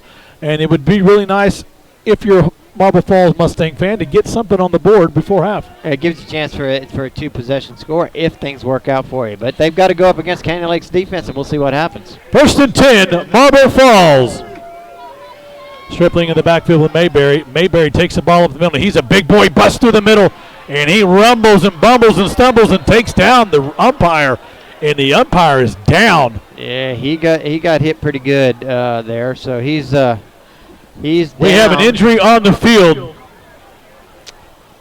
Yeah, it looks like the umpire is down hard. That's a hard count, fellas. Yeah, he got hit. Yeah, and so we got trainers from both sides coming over to attend him. And he has no pads. Yeah, he has no pads when a 240-pound kid like that kid hits you. So hopefully he's going to be okay. Steinhoff and Pena are down there. They're both from Texas State Universities. Does it get any better than that, So they're going to. Unless you're an Aggie. Actually, one was Angelo State. Pena was Angelo State. Corrected again. There you go. No, they're from both from Texas State University. Well, we're going to take a quick break here while they attend to the referee. And let's give him a big round of applause. Pete. The umpire referee here tonight without pads. Well, I guess we're not going to take a break. He's shaking it off. He's shaking it off. He did a little neck roll like okay, I'm going to feel that tomorrow, but I think I can go. So he's like a prize fighter. Took a hard punch, but he's back up off the canvas and he's ready to go. So we will not take a break as the teams come back onto the field, getting ready for a play. So that's he's got a smile on his face down there. I can tell you that. Yeah. Well, 1st and 10, Marble Falls at their own 49-yard line. 1:01 to play here in the first half. Trips right, nobody in the backfield with Stripling. He's going to drop back, bullets one over the sideline. The big man, the tight end, caught number 94 with the reception. That's going to be White Cotton. Yeah, White Cotton. And White Cotton takes a shot from Neal and Allman. And he'll get all the way down to about the 42-yard line of the Hawks. The bigger thing is he went out of bounds and stopped the clock. Stopping the clock at 48 seconds. And second down and 2.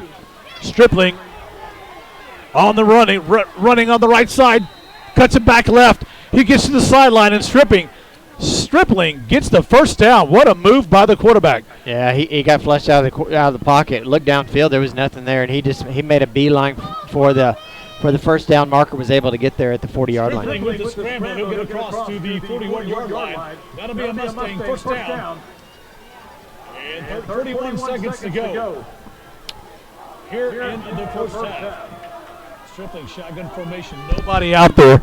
Stripling rifles one to White Cotton again. Wide open. White Cotton's a huge man. But I'm telling you, the difference between Allman and White Cotton's probably of 2 feet and 150 pounds. Okay, but he came up and he put his helmet right in his breadbasket and was able to knock him out of bounds after a 7-yard gain, it looks like. Gain of 7 on the play. It'll be second down and 3. White Cotton on the reception. But again, he got out of bounds with 35 seconds to stop the clock. We'll see if they go to him again. Stripling's back. Back. Zings one across the middle, wide open, and the ball gets knocked out.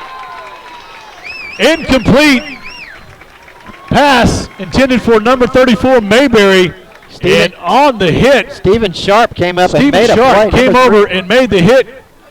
And incomplete pass. It was be third down and about 3. That was a proverbial hit that separated the ball from the receiver. He had the ball in his hands, but Sharp made a nice play out there. First time we've seen him in the game tonight. Third down and 3.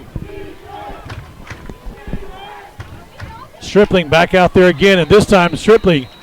White Cotton again with the reception. Jacob Ruff there on the stop. Stripling to White Cotton 3 times on the drive, and they'll get a first down for Marble Falls at the Canyon Lake 28-yard line. First and 10.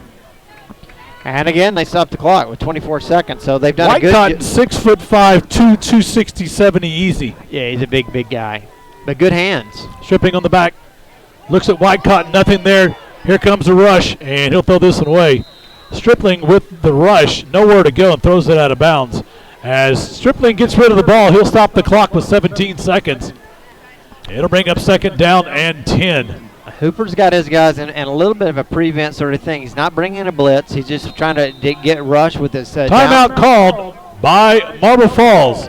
And he's trying to get a rush with his 4-down lineman and really not get a lot of pressure on Stripling. He had plenty of time, but the coverage downfield was really good.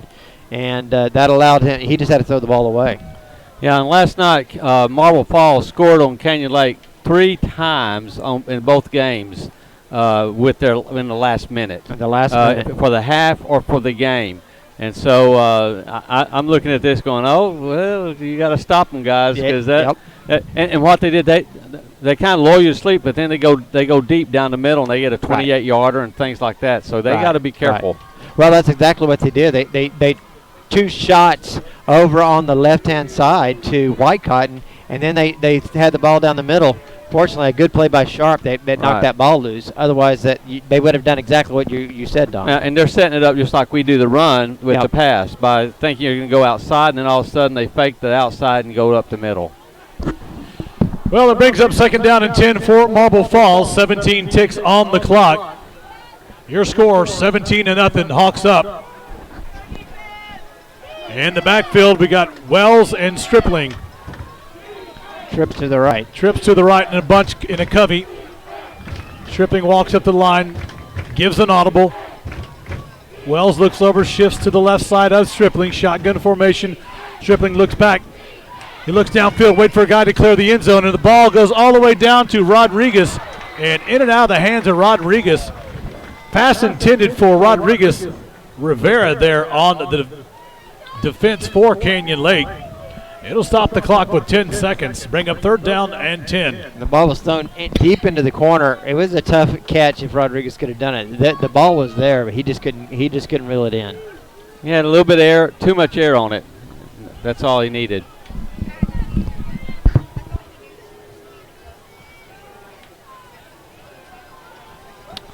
So here we go, Stripling in a deep formation. He's got trips to the right, twins to the left. No rush. A little bit of rush. Stripling goes to the inside. He's running, but there's a flag on the play. Looks like maybe a hold. Yeah, they got holding. As there was penetration up front, and that penetration was brought by, I think, Allman, and I think they got him on a hold. So that's going to move him back 10 yards. They'll do a repeat of the third down. That's going to move them from the 28 all the way back to the 38-yard line with 3 seconds. So basically time for one more play. You just know that they're going to be trying to make a throw to the end zone. We're sending Corey down to the field right now so that he can maybe get us a half-time interview as they run off the field. We'll see if we can pull that off or not. See whether our technology holds up. But we've got a timeout on the field right at the moment. That's going to be the Mustangs. So the Mustangs are going to huddle up over on the sideline and try to make a decision on what they're going to do. They would really like to score here with it 16-0 with 3 seconds left. But they'll be at their own 37-yard line. I was huge. Check that 37-yard line is where they'll be. And they're going to go deep. You know they're going to go deep, and they're anything they can do to try to have a chance for a score. The only way they get another play is if there's a penalty. Absolutely. So here we go. You know they're in a timeout. You're correct. You know it's going to go to the end zone. So I expect that Hooper probably will just let pressure come from the front four, and he'll play a prevent defense. 3 seconds left on the clock for the Mustangs. Penalty on the play.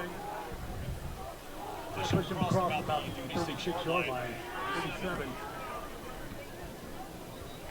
So yeah, they're huddling up. The referees are saying, "Come on, boys, now let's get out here and get this on the field." So here we go.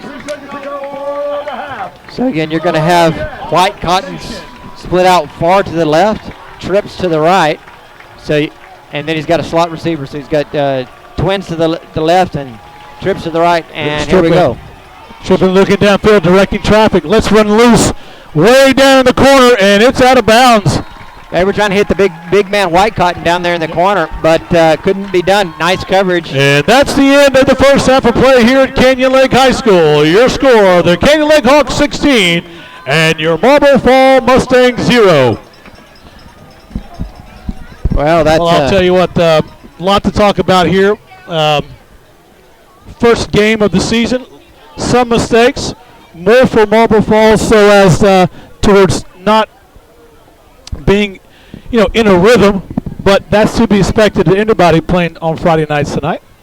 But Marble Falls had a few more mistakes than Canyon Lake, and so it's 16-0 here at Canyon Lake High School as the Mustangs come into town and get a dose of the, I would say it's the offense, but it's the defense is too tall and saddle here tonight, guys. The defense has really stepped up their game. I was just going to say, we talked about at the beginning of this game, controlling the line of scrimmage.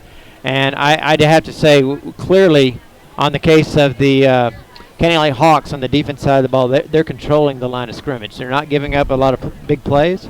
They're keeping pressure on Stripling, and they're keeping him off balance. And, they've done a really nice job.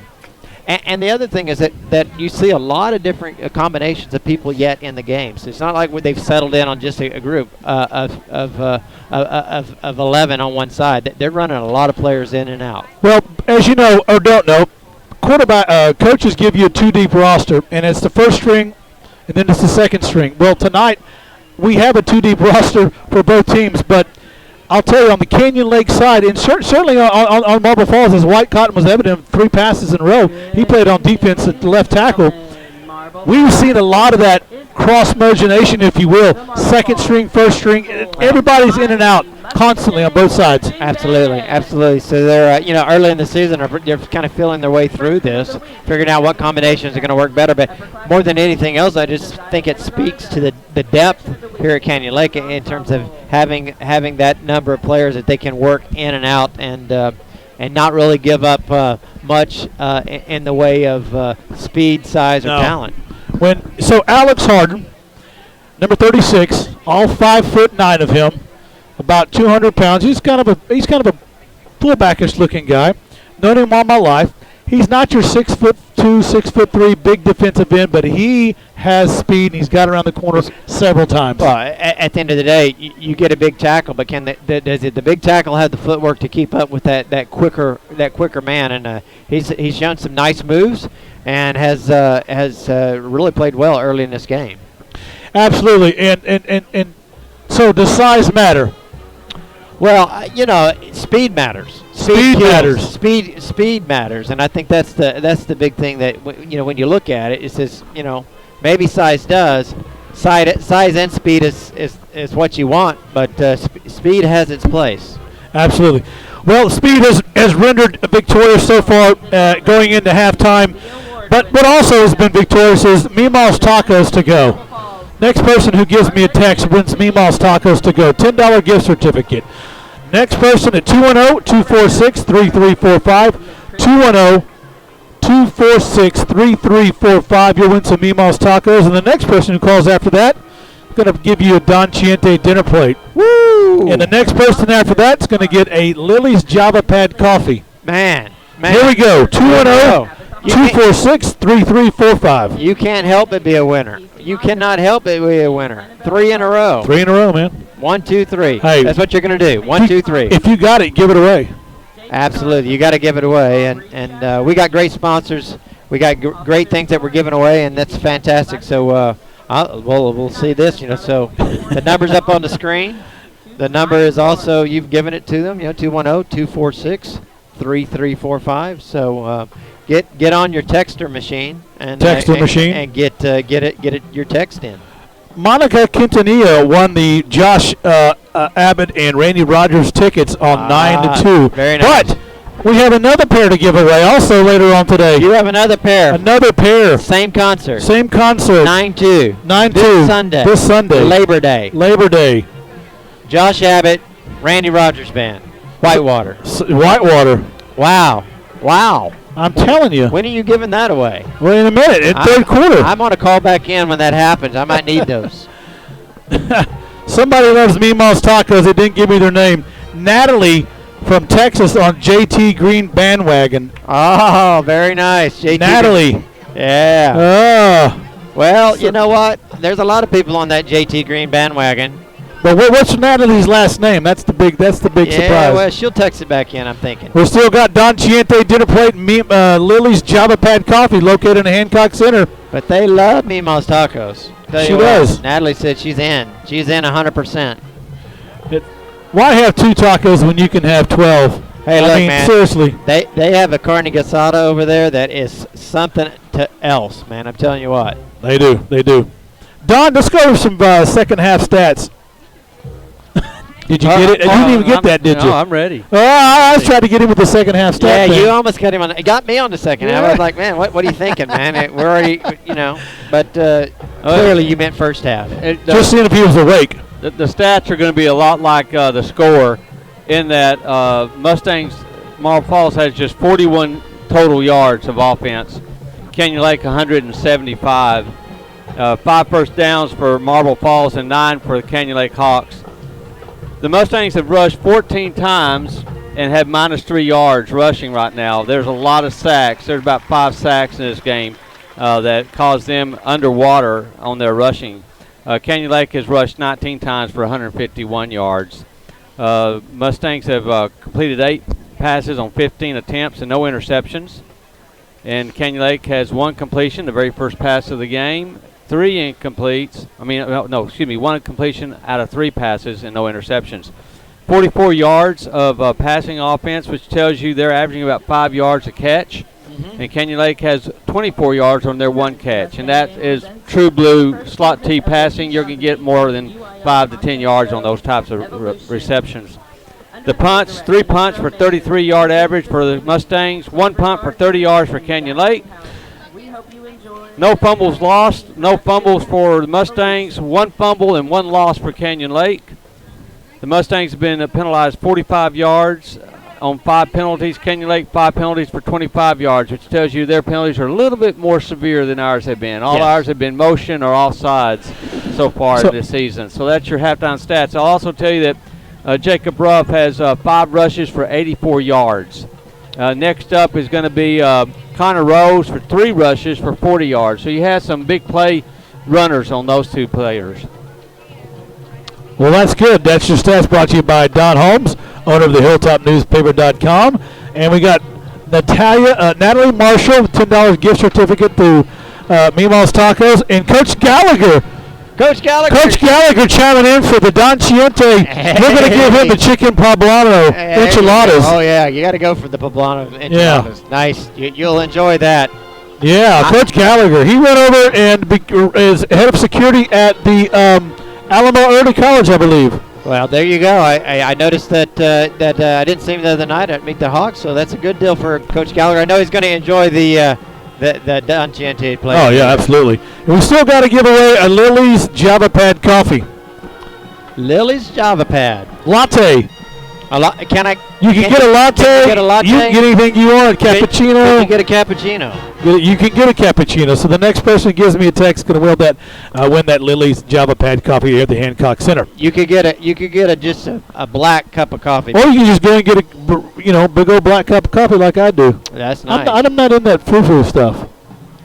Some of us like a little bit more in there, you know. I'm not saying you can hang a horseshoe in my cup. All I'm saying is, okay, something like it black. There you go. All right, hey, very nice, excellent. Well, this is Canyon Lake Broadcasting, a voice of the Hawks. So we're going to go to pay a few bills here. Canyon Lake Broadcasting, very, very thankful for Comal ISD giving us the opportunity to become, the voice of the Hawks here in our third year. Last year we had over 27,000 listeners and gave away $6,200 cash prizes and gifts. And, man, we were on the road last year. We had a lot of teams making the playoffs, all of them here in Canyon Lake. And it kept us on our toes, but we're very thankful to come back this year. And I'll be on the field before halftime going to interview with one of the coaches down there. So we'll pay a few bills, and we'll be right back. Yeah. Canyon Lake Broadcasting, voice of the Hawks. Let's play golf this weekend, okay? Okay, where? Well, the club at Rebecca Creek, of course. Of course. Why, of course?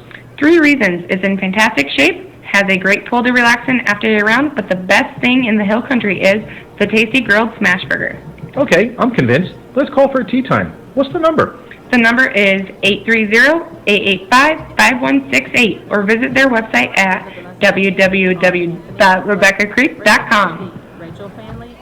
Hey, this is Canyon Lake Broadcasting, voice of the Hawks, here to tell you about Exclusive Ironworks. Exclusive Ironworks by Kim and Rick Spalding. Look them up at exclusiveironworks.com. Their motto is anything iron. Home, iron fences, walk-through gates, drive-through stairways, balcony stairs, commercial decor, and everything. If it's iron, they'll do it. Rick is a master iron work craftsman. Give him a call at 830-743-2414 or 512-552-4742. That's exclusiveironworks.com. Anything iron, and they'll do it right. Hey, Hawk fans, you know where to go when you want fine Tex-Mex food, and that's Meemaw's Tacos. Meemaw's Tacos, owned and operated by David and Melissa Sauceda, serving the best Tex-Mex food at the lake. Come by and see David and Melissa and try their many lunch plates from fajitas, enchiladas, and nachos and more. With 22 years experience of the hand-me-down recipes from Meemaw herself, these traditional made-from-scratch Tex-Mex recipes are sure to impress. Okay, we're back. We're going to bring you the Canyon Lake Hawk Band halftime performance. So we're going to bring the tunes up here and let you enjoy the Mighty Hawk Band along with the Emerald Dancers as they perform here in the second half. The Emerald Dancers have just taken the field, and the Hawk Band is lining up, and so we will bring that to you in just 1 second. Horns are up, and here they go. Hey, sorry, that joke didn't fly. Please welcome to the field the 2018-2019 Emerald Dancers. The Emerald Dancers are under the direction of Sarah Grudel and Kara Inslee.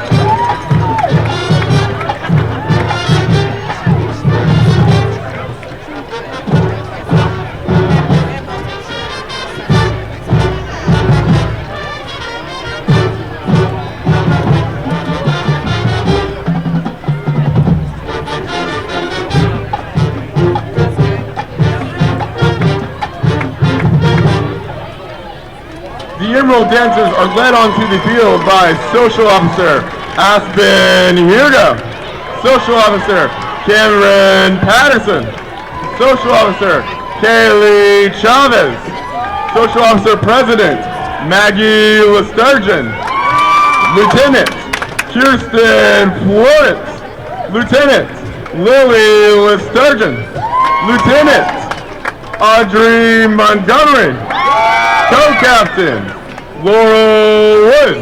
And the captain, Ryan White. Emerald Dancer of the Week is Jocelyn Scriber. Tonight they'll be performing a high kick routine to rock around the clock.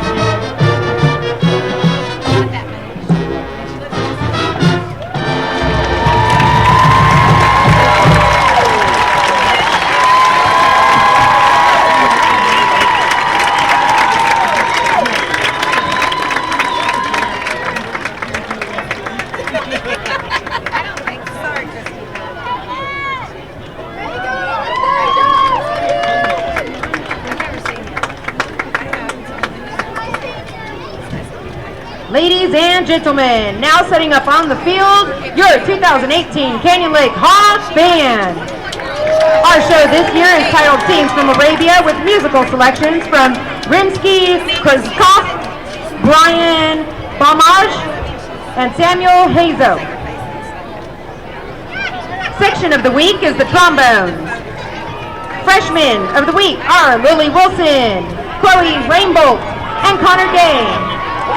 Guard girl of the week is Sydney Bennett. Guard captain is Megan McClendon. Hawk Band drum majors this year are Maddie Zapata and Hannah Williams. Drum majors, you may take the field.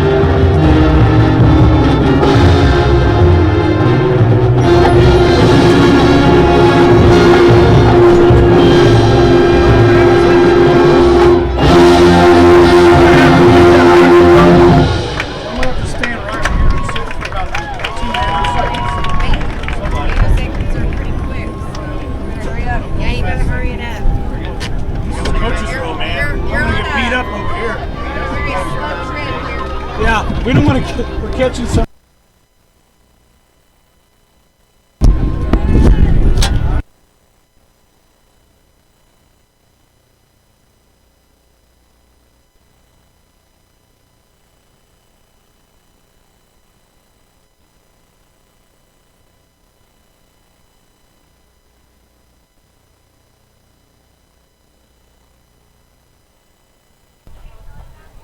All right, we've got a few technical difficulties. We'll be right back with the band. We're trying to move the microphone just a little bit so you don't catch all the crowd conversations. So be with us in just 1 second. I'll bring them back.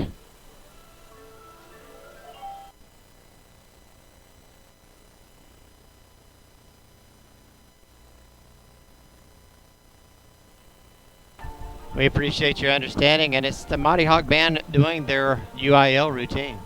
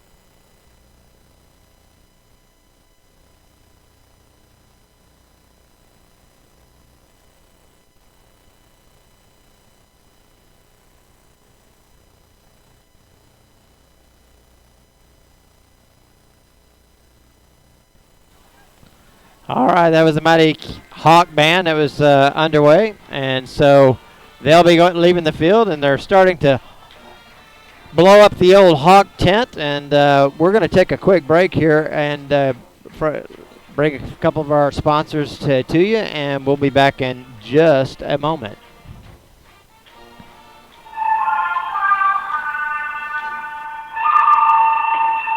Hey, if you're looking for auto recovery service here in Central Texas and around Canyon Lake, call Thumper Auto Recovery, family owned and operated by Kevin and Cody Parker. Thumper Auto Recovery, don't fear the rabbit. Dead battery, out of gas, accident, lock your keys in the car. Call the rabbit, and they'll come running. A family here in Canyon Lake that cares about you and your family. 830-433-1864. It's just not when you hit a deer, it's how many times. Thumper Auto Recovery.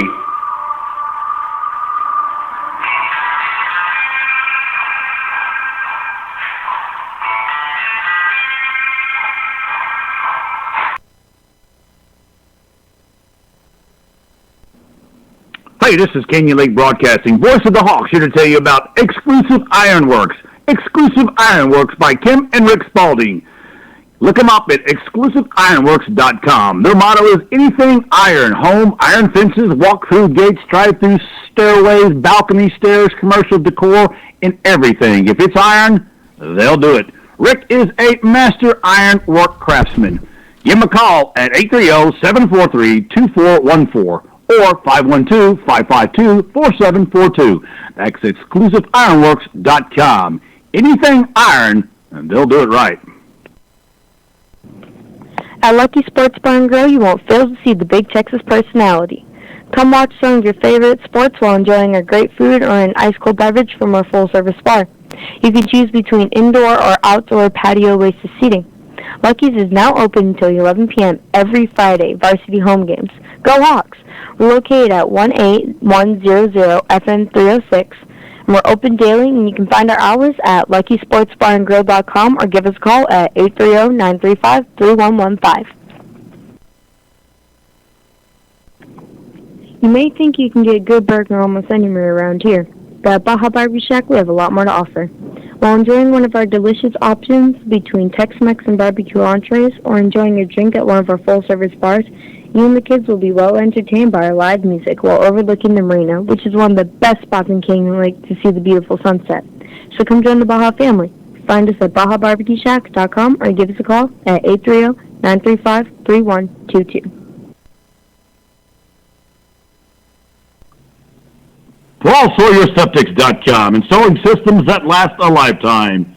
No matter how large or small, how simple or complex your project may be, call on PaulSawyerSeptics.com. They'll meet all of your on-site sewage system needs. Give them a ring at 830-935-4936. Again, that's 830-935-4936. PaulSawyerSeptics.com, installing systems that lasts a lifetime.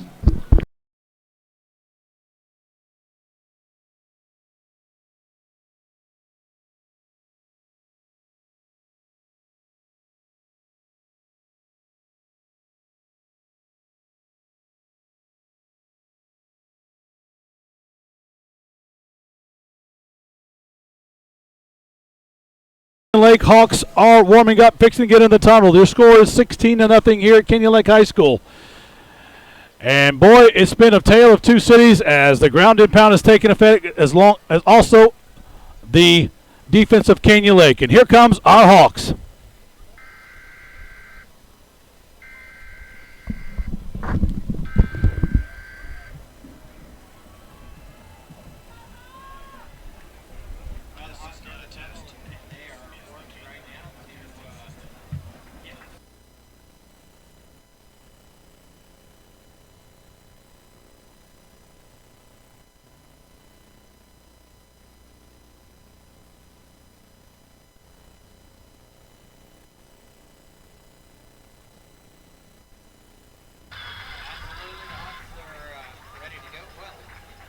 Well, there you go. That's what happens when I have my mic off, and Corey is trying to make some music happen, and we're back. We are back. We are back. We're back for the second half of play here at Kenyon Lake High School. And Kenyon Lake will be kicking off at the 40-yard line. Trenton Lorette. Back deep will be number 7, Wells.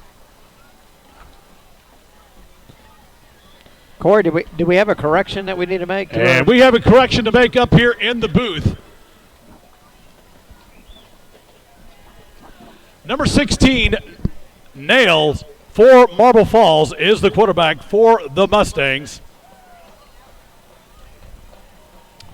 We apologize for labeling Stripling, but it is number 16, Nails, for Marble Falls Mustangs. Absolutely. That's so we've been calling it wrong all night, but that's okay. You know, we got corrected by one of the coaches that came down and said, hey, they had made a change, and Nail was quarterbacking. So, yeah, but that's probably a little bit. All right, Hawk fans, on your feet. It's kickoff time. Kicking off at the 40-yard line, number 8, Jacob Neal. Yeah, numbers get discombobulated sometimes, Darren. Well, we apologize. Early in the season, there's a lot of shifting of jerseys. So, and you know. Rodriguez Wells will take it at the 20-yard line. He'll make it the right side, and he'll get out of bounds with a whole bunch of green jerseys over there. I tell you, he was chased by Steven Sharp, was all over him, chasing him down to the sideline, and then a whole passel of guys were able to clean up the mess. I think Cody Klein made the play. On the tackle along with Brandon Robinson. Wells will get out of bounds at their own 29-yard line. It'll be 1st and 10 for Marble Falls. Yeah, Cody Klein is a 6 foot, 165-pound junior, and we haven't seen him in there a lot tonight, but he's going to stay in. And so as we said, Nail's going to come in. He's quarterbacking, so he is in a deep. He hands it off inside. That looks like he goes for about 3 yards. That's going to be a handoff to number 34.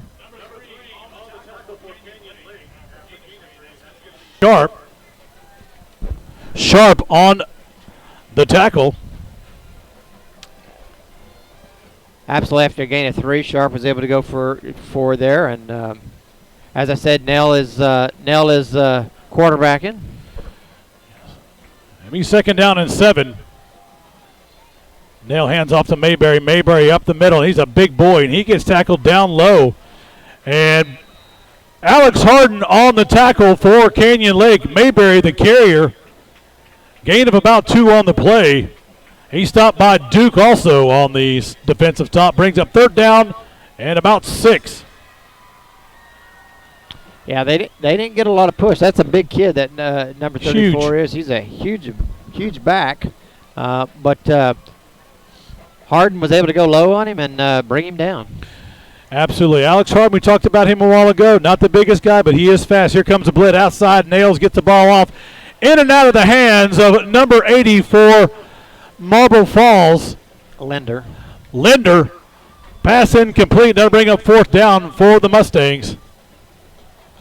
Linder's also their punter. He's going to stay in, and he will punt the ball away as they look at a 4th and 10. They really, no, I'm sorry, 4th and 4 was not able to get the yardage they needed to make first down. So here's brings the up punt. 4th down for the Mustangs. Back deep is Tristan Chacon. And Chacon, the 3-year starter. The kick gets off into the wind, end over end. Not a great kick. And the kick will go out of bounds at about the 43-yard line. Canyon Lake will take over. 1st and 10 Hawks. 10:25 to play here in the third quarter. Well, Canyon Lake will have great field position as they start this third quarter. In comes Peyton and Martelli. McMullen and Martelli. Well, I tell you, you know that Coach Moses would like to strike fast here. He'd like to get some points on and just continue to lengthen this lead. Handoff up the middle. Jacob Ruff on the carry. He's brought down by White Cotton. He was immediately hit by White Cotton. And again, White Cotton is a big guy. Probably goes 260. Gain of 1. And there was no moving him off the line. So they're gonna have to think about maybe going away from White Cotton. De La Hoya on the tackle too, brings up 2nd down and 9.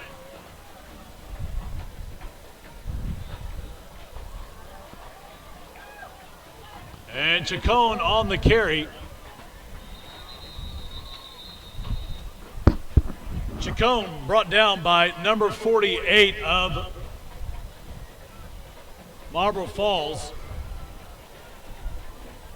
Again, they run that trap play to Chacon. Only good for a couple yards. Going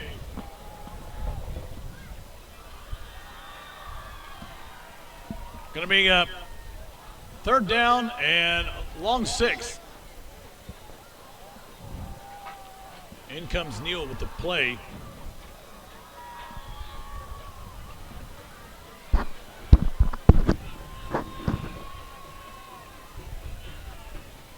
Jet sweep left side. Here's Connor Rose. Connor Rose gives a stiff arm. He's brought down. I think they're going to get a horse. Connor Rose on the left side. Flag on the play. He's tackled by number 11 on the stop. That's Anderson.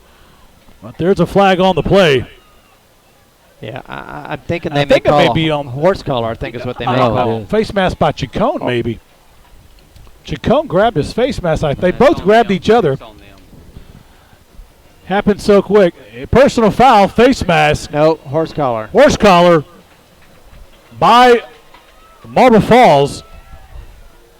And horse collar, they'll march that one off, 15-yard penalty. And that'll take the ball all the way down to the Marble Falls 38-yard line. They'll move the chains on the far side of the field, and that'll be enough for another Canyon Lake first down. Well, I tell you, Canyon Lake has got to do something with this ball. It's a 38-yard line. Benefit of a horse collar that gets them a fresh set of downs. So far, not been too effective at running the ball. Here comes Martelli in with the play. McMullen under center. Draw right up the middle, 234. Jacob Ruff, and he runs into number 48, I believe, was on the stop. 46. Number 46 on the tackle for Marble Falls. And Jacob Ruff on the carry. He'll pick up about 6 yards. It'll be 2nd down and 4. It was a nice run there by Ruff, picking up 6 yards.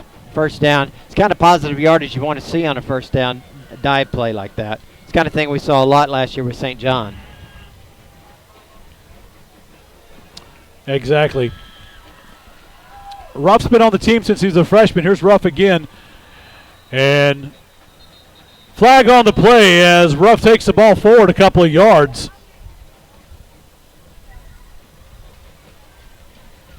We'll see what the call is. As you said, Corey, laundry on the field. Holding against Canyon Lake. And that'll be a spot of the foul, 10 yards.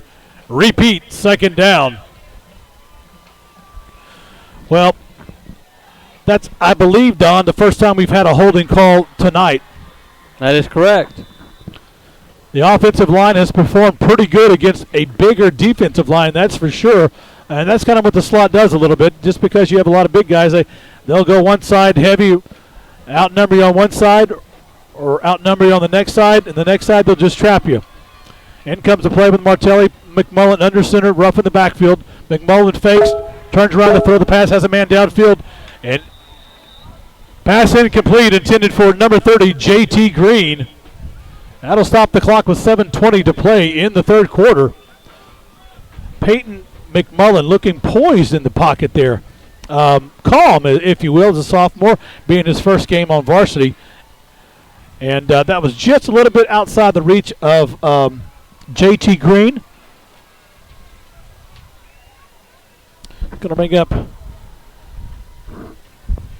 make up second down for Canyon Lake. Make that third down. Third down for Canyon Lake. Fumble again as a mix-up in the backfield. And recovered by Canyon Lake, but it'll be a loss. And it'll bring up fourth down and about 16 as the Hawks bring on the punting unit. Well, there again, that's Connor Rose involved in the mix-up in the backfield. It was a backside trap play to Chacon, and three people met at the same time. The ball came loose, and Canyon Lake was just lucky to get that ball. Yeah, Troy Moses is doing a little bit of coaching down there with young Rose as he is coaching him up, and a little bit of an ineffective possession. Squib kick, and it's going to go into the end zone. Jacob Neal with the kick. It'll be a touchback. And the Marble Falls Mustangs will have the ball at their own 25-yard line. 6:27 to play here in the third quarter. Canyon Lake 16 and the Mustangs 0. Well, free coaching is what we like to call it. And Connor has had 2 episodes, and I'm sure they'll line that out pretty well come Monday morning and in film class on Saturday. So let's see what's on the menu for the Mustangs as Marble Fall comes to the line. Nail is your quarterback, number 16. First down and 10 for Marble Falls. Nail's back there with Mayberry in the backfield. He'll shotgun formation, takes the ball, keeps the ball to himself, outside, good run by Nail. Nail on the carry. He'll get across the 25, down to about the 26, 27-yard line. Lee on the tackle along with Brandon Robinson. Pick up a 6, 2nd and 4. Grayson Lee, he came from on a blitz from the left side. The play went away from him. He had to chase it down from behind. That allowed the quarterback to get the 6-yard gain. Here comes Mayberry, the big man, and he's a load, and Canyon Lake hits him low. And Mayberry, after the initial contact, scoots across the 30-yard line. He'll pick up 5 yards, and that'll be a Marble Falls first down. Mayberry pushing the load for the Mustangs. 1st and 10. Mayberry is a load. He was stumbling, bumbling, and was able to get to that first down. Quick pass out to the flats. Pass out to the flats to Rodriguez. He'll pick up a few yards. He's met by Grayson Lee Ruff. So, sorry about that, Corey. They snapped that awful quick before I could get out of your way.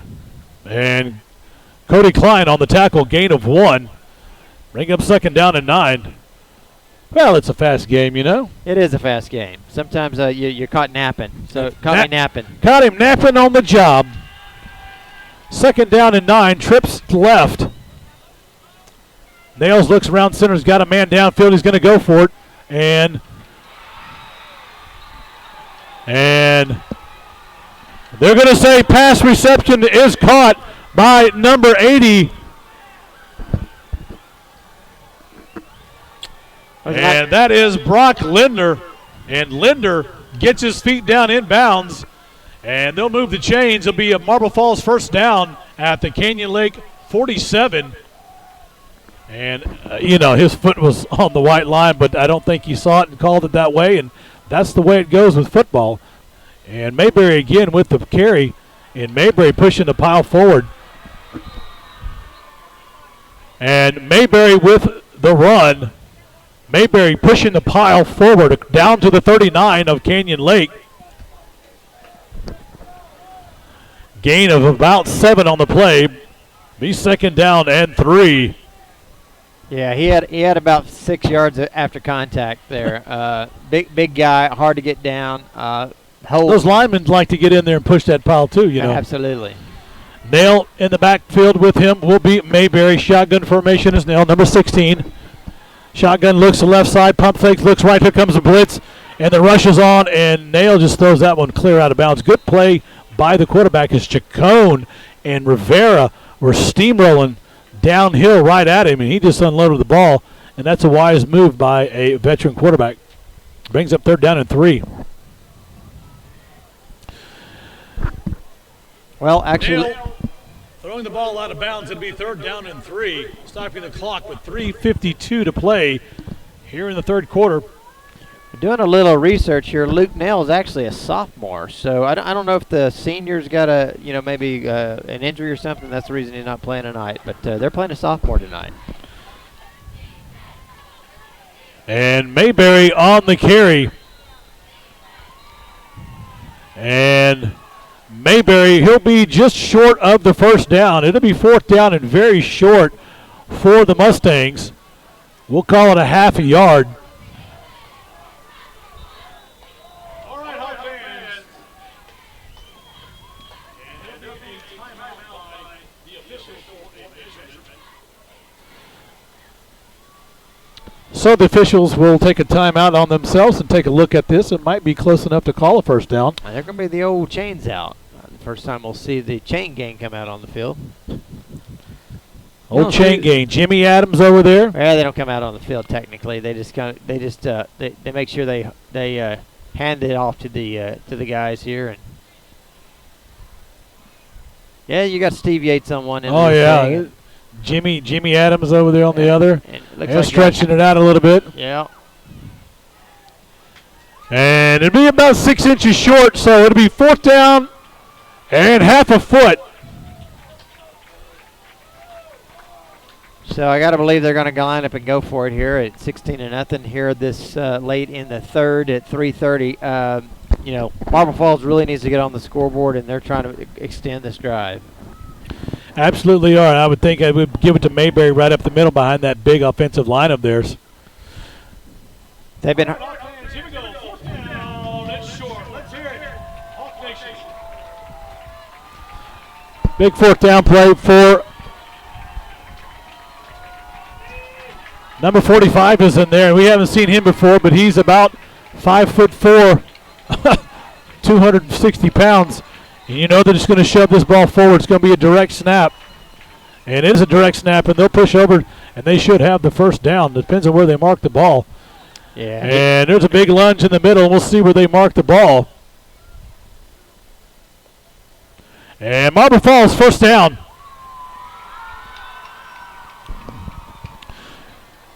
So Marble Falls will have it 1st and 10 at the Canyon Lake 37-yard line.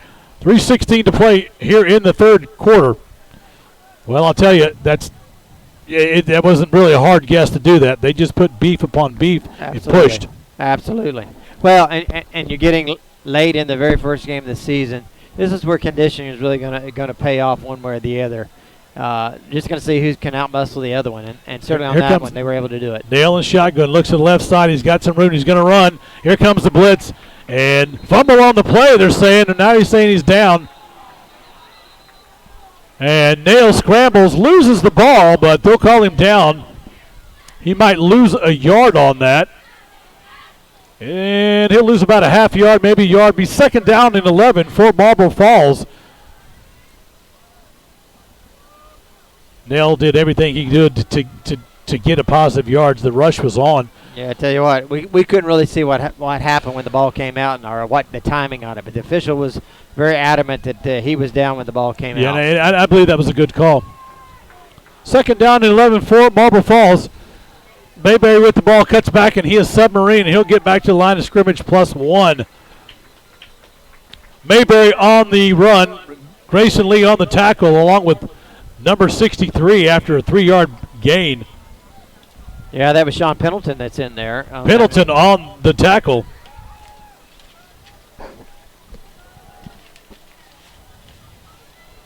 Pendleton will come out, and big Devin Cordell will be coming in.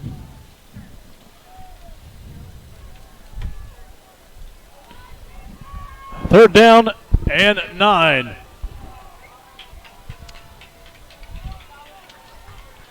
Nail back to pass. Here comes a rush. J.T. Green all over him. Flag on the play. Nail tries to get to the first down and goes out of bounds. I think we're going to get a hold at the line of scrimmage. And a flag down at about the 42-yard line in the backfield of Marble Falls. And we have a hawk down as well. Looks like we got a little bit of a cramping issue down there.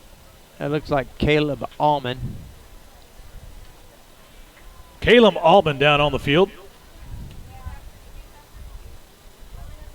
And Caleb looks like they're flexing his calf a little bit, so everybody will holding on the call for Marble Falls. That will be declined, and that'll bring up 4th down and 9. So, well, we got some winners. Let's give something else away. Well, man, if you got something to give away, let's give it away. I mean, how about some concert tickets? There you go. Let's give away another Randy Rogers and Josh Abbott Band concert ticket. All right, let's do it. Shaking up on the play, Caleb Allman, number 5, the senior cornerback. Well, next person gives me a text at 210-246-3345. Will win. It's also up on your screen if you're looking at your computer and or listening device. 210-246-3345. It's 4th down and about 7. 1:20 to play here in the third quarter. Canyon Lake up 16-0.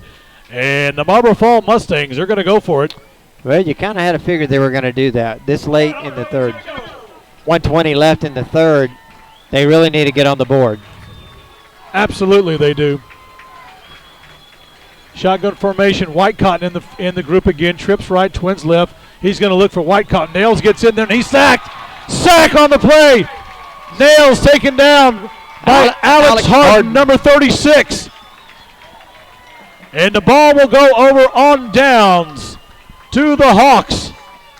The junior defensive end, number 36, Alex Harden. Nails stepped up in the pocket. Harden will use that quickness to shed his blocker and go laterally, and was able to put his helmet right into the breadbasket of Nail, wrapped him up and put him to the turf. So nice play by the young Alex Harden in there, and did a great job. Absolutely. 1st and 10, Canyon Lake at their own 34-yard line.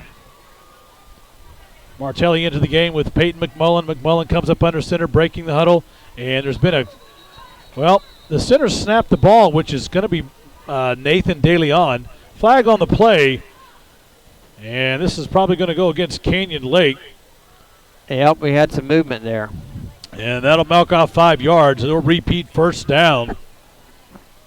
It's kind of we have a winner. We have Uncle Steve. Uncle Steve, well, congratulations. Uncle Steve. You're going to go see Josh Abbott and Randy Rogers on Sunday night. Uncle Steve, he's going to go, he's partying. Hey, man. I'm a little bit envious. Yeah. I'm a little bit envious. 1st and 15 for the Hawks. They put the ball on the turf again. And the Hawks looking to put the ball on the turf up the middle. Met by a whole bunch of white jerseys. De La Hoya there. Well, I don't know exactly what happened, but it did not appear to be a clean exchange. Gain of maybe 1. They've had some issues here as of late in terms of handling that the handoff and the exchange between the quarterback and the running backs. That'll bring up 2nd down and about 14.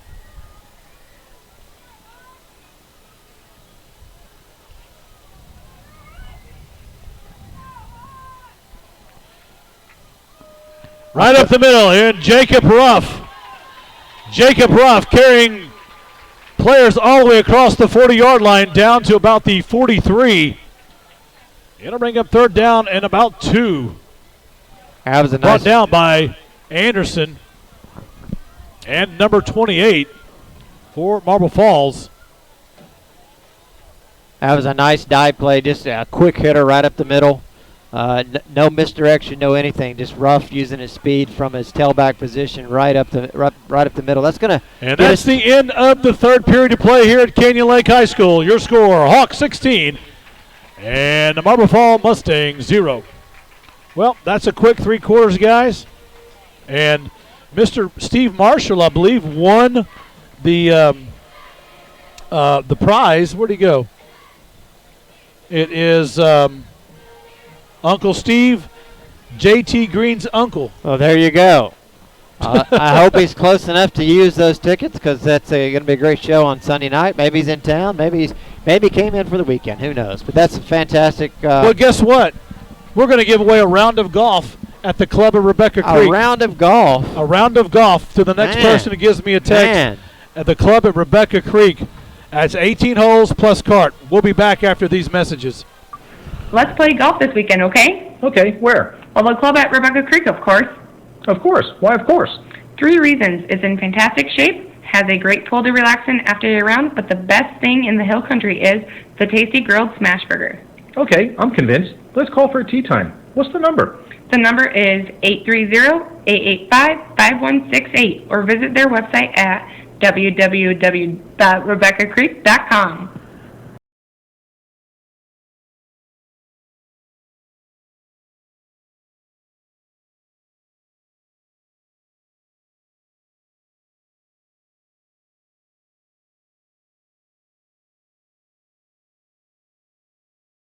Third and 1 to begin the fourth quarter of play. Well, Canyon Lake has done very well, and it's a big play right here. Dive play right up the middle, and he has stood up hard. It's going to be close. It's Hawks up the middle, and I believe that was. We'll have an official's timeout. Jacob Ruff on the carry, stopping the play. Number 30 for the Mustangs. And I'll go ahead and take a timeout, take a measure it, and we'll see what happens. Timeout by the officials. I think he's going to make it. But I think he was a little short. Well, looky there. Look at that line. He has a first, guys. I think he's got a first. I'm in agreement there. I'm right down the line here. Guess who won again? Who's that? Who won? Uncle Steve, Mr. Marshall. He won the golf. Steve? He's tapping it, man. He is on a roll. Hey, look, I'm just happy there's winners out there. I'm happy we got listeners. That's fantastic. Absolutely. Got great sponsors. And hopefully you'll enjoy those great prizes. That'll be enough for another Canyon Lake first down. Well called, Don. You called that first down, and you were spot on as usual. He's more accurate than a Sears and Roebuck tested, true, tried speed handle. Sears and Roebuck. Yeah, well, they went out of business. But he's more accurate than that. I was going to say he's more accurate than the weather guy anyways.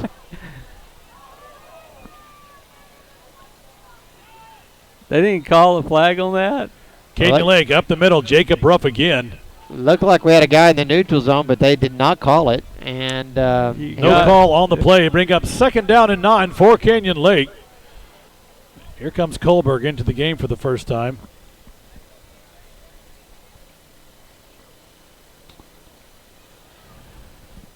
Yeah, I think Coach Moses is a little frustrated. They're not quite as sharp as you'd like to see. But again, first game of the season. That's what you would expect to some degree.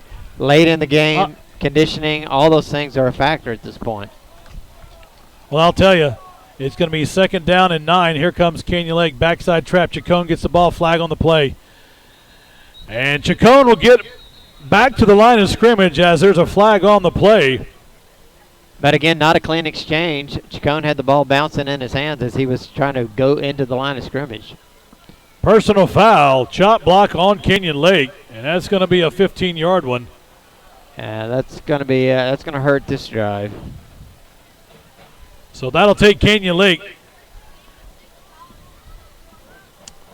all the way down to about their 30-yard line. And it'll be repeat second down. Be second down at about 24. Well, Canyon Lake shot themselves in the foot on that one. He had a couple mistakes. Again, first of the season, there's going to have some of this stuff. Yeah, absolutely. You know, it's early in the season, and you know, like let's not. McMullen rides out. Peanut play again. It's Ruff across the 40, across the 50. Ruff runs out of bounds at about the 40-yard line, and the peanut play again.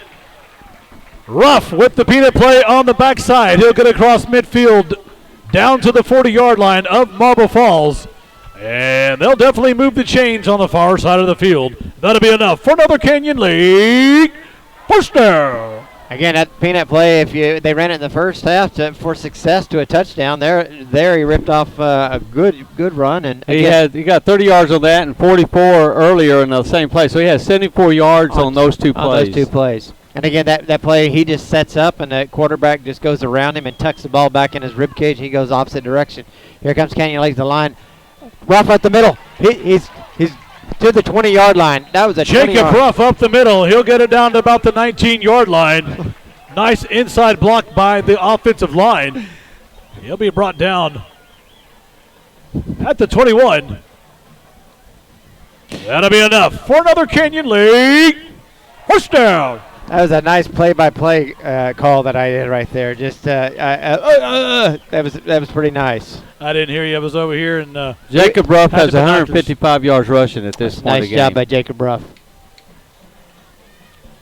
Here comes Tristan Chacon, the backside trap. Chacon's got daylight. He breaks a tackle, gets across the 10-yard line, and Chacon gets across the 10, down to about the 8, brought down by Krause. And they'll mark him down at about the 7-yard line. And that'll be a Canyon Lake first and goal. 9:29 to play here in the fourth quarter. Canyon Lake knocking on the door again. Here comes Martelli into the game. Slater's in the backfield also for Canyon Lake. He's a sophomore. He'll be substitute for a wingman and the Canyon Lake offense. McMullen under center. Dive play. This is going to be Caleb Allman spins. And nice spin by Caleb Allman up the middle. Allman brought down by number 10 again. It's Krause for Marble Falls. Maybe second and goal from about the 2.5-yard line.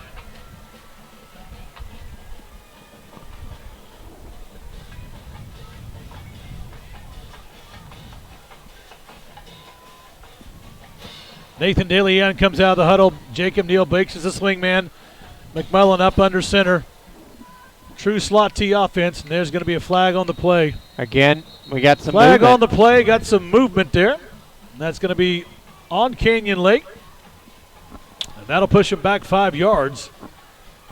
Well, you'd like to see Canyon Lake score here and make this a 4-possession game and make you breathe a little bit easier with the 8.5 minutes left in the game. But doing that mistake again and again, that'll be some coaching over this next week on some of those movement motions and the procedure penalties. They bring up second down and goal from the 9-yard line. You bet you. Lucero in at wingman, Peyton under center. This side, Peyton McMullen's a quarterback keeper, and he's brought down about 2 yards on the gain. Tackle by number 46.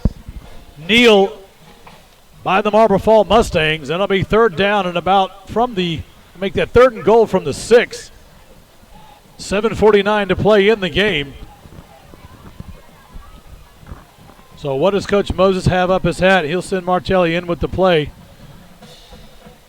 I wouldn't be surprised if we saw a little play action right here. Skullduggery. Little skullduggery, yeah. Skullduggery. Yeah. I like that word. Here we go. McMullen under center, rough in the backfield. It's going to be a pitch out to the right side. Here comes Chacon. He's got the corner. And Chacon takes the corner. Touchdown, Canyon Lake Hawks. Tristan Chacon on the pitch out. And the Hawks will paint another 6 on the fence post. Well, I tell you what, that was a good run by Chacon. He used his speed to get to that corner because They had it strung out pretty good. But he was able to get it cut up as he got to at the end of the, almost at the sideline, was able to punch it in. Number 20, Hill, had an angle on him, and Chacon gave him a little arm and a shake and bake, and I'll tell you what, came out for the better. Absolutely. That was a nice run by Chacon. And here comes the extra point attempt by Canyon Lake.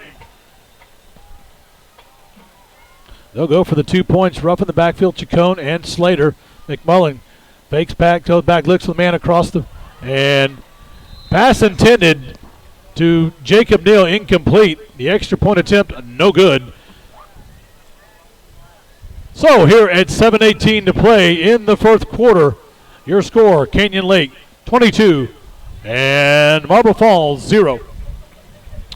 So how do you feel about chasing those those missed extra points, right? I mean, going for 2 instead of going for 1. I realize that, you know, at the end of the day, they're still 4 scores up. But we're at the time of the game. I would have just kicked the extra point. I think you need more practice doing that than going for 2. Absolutely. You know, at 7 minutes left, you want to get to 24 to get, you know, that even number there, but 22. Still more than 3 touchdowns, and no big deal. But you know, I'm just not a big fan of chasing that missed extra point. Get the point. Get the point. Just take them when you can get them. Right. Back deep to catch the ball for the Mustangs. Number 7, Wells, kicking the ball for Canyon Lake. Number 8, Jacob Neal.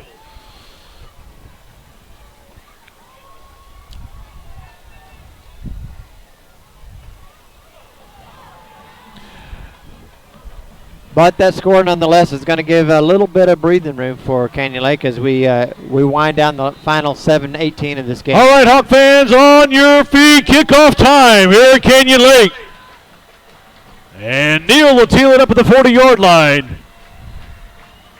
And Neal kicks one downfield. It'll get to Wells. Wells takes it to the 20-yard line, to the 25, to the 30. Inside, cuts back.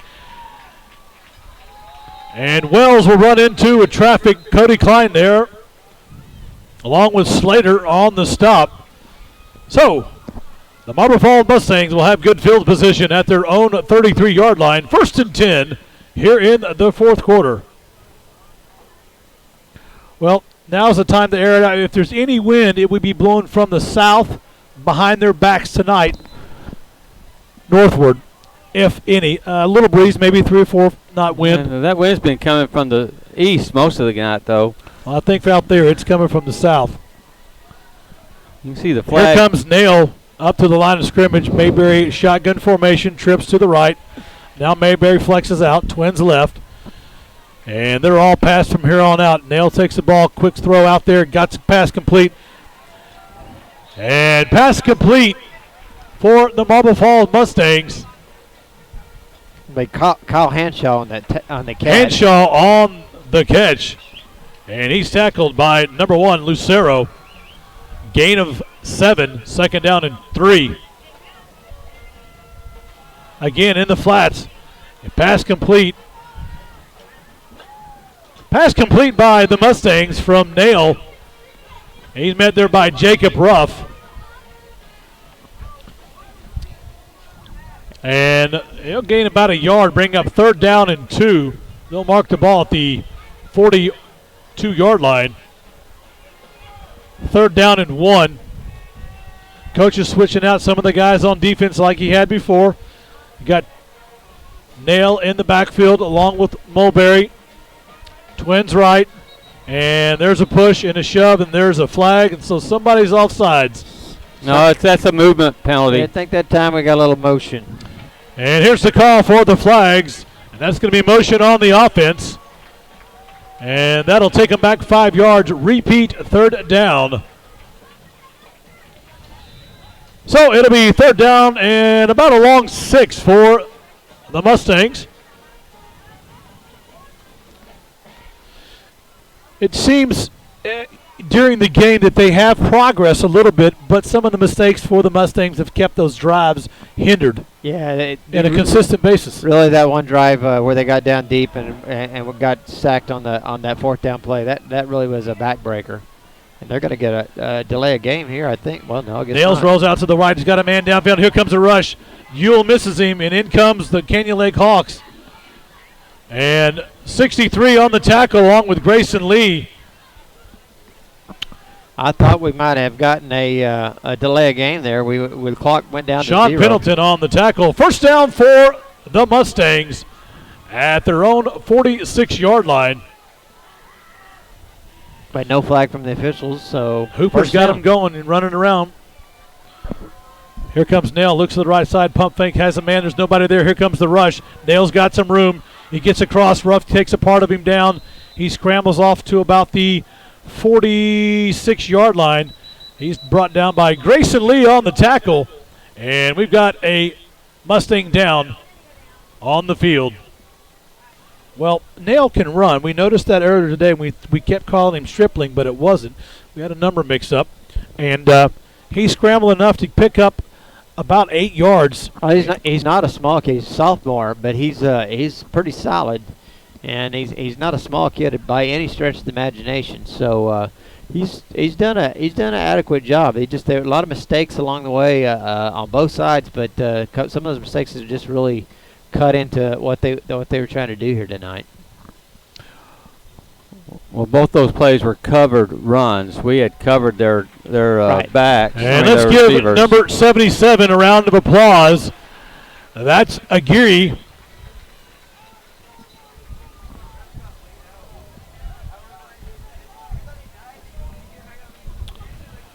It's always good to see people get up off. I think he will be helped up by one of the trainers over there as he gets off the sideline, and that's always a good sign.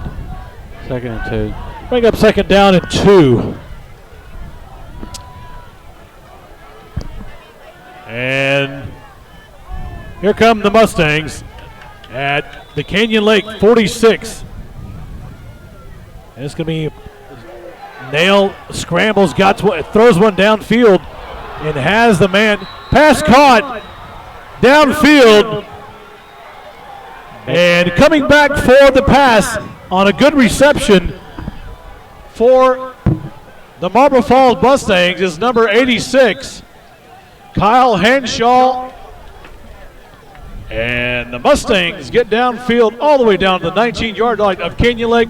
That'll be a Mustang first down. And Luke Nail took a pretty good shot there from Jacob Ruff on a delayed blitz from the linebacker position, and he's coming to the sideline. He was not feeling very good, and I think they're going to do something here. Maybe bring somebody else in, or maybe they're going to do a power play with They've big got their number jumbo 34. package in. White Cotton's in there playing fullback. All right, 1st and 10, Marble Falls. Let's go, Hawk fans. Got Mayberry playing the quarterback position. He'll take the deep snap. Mayberry takes it. Wildcat, Mayberry just bowls over people. I don't know what he weighs, but it's got to be in the 250 range. Mayberry up the middle, carrying the pile forward. And Mayberry will pick up about 6 yards. And they'll get into the Canyon Lake 13-yard line. Be 2nd down and about 4 with 4:22 to play here in the game. Well, Luke Nail wanted to come in, but the coaches pulled him back, and they're going to stay with that jumbo They're just going to push this in. They've got every big guy they have on the team, and they're going to push this in until they get to pay dirt, and that's 13 yards away. Wildcat formation, Mayberry takes a snap.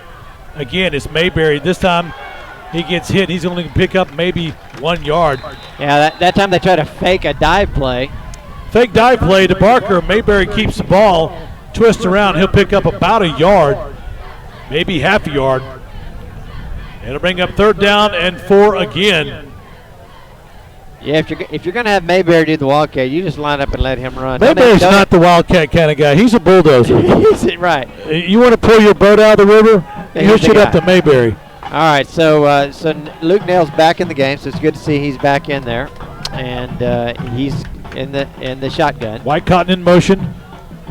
Nail looks at the ball. Quick slant. Here comes a rush. Wide open. Nail's going to take the lane to the goal line. Let's see if he can get in, and he is out of bounds. No touchdown. They say he stepped out of bounds at about the 4. And Nail on the scramble. He'll get down to the 4-yard line. Now that's enough for a first down. That'll get the chains rolling. They'll mark him inside. That at the 4. That'll be a first and goal for Marble Falls as Nail runs on the scramble. Well, you know, Hooper would love to see his defense pitch a shutout, but they got 4 hard yards to keep these guys out with 3:12 in this game. So it'll be first and goal for Marble Falls at the 4-yard line. Well, I'll tell you what, man, they'll jumbo package this thing to death. They'll spread them out as far as they can, and they'll put Mayberry right up the middle. You watch, right behind White Cotton, and that's what they're going to do. And Mayberry up the middle behind White Cotton. And they'll come up about a yard short. It'll bring up second and goal from the 1. Mayberry was trying to extend that ball out to break the plane, and once he hit the here ground. they go again. They lined up real quick. They're just going to hand it off up the middle. And let the bad snap. Bad snap. Bad snap. And a fumble on the play. A scramble for the ball on a bad snap. And that'll take the Mustangs recovering the ball all the way back to the 23-yard line as Nail dives on it.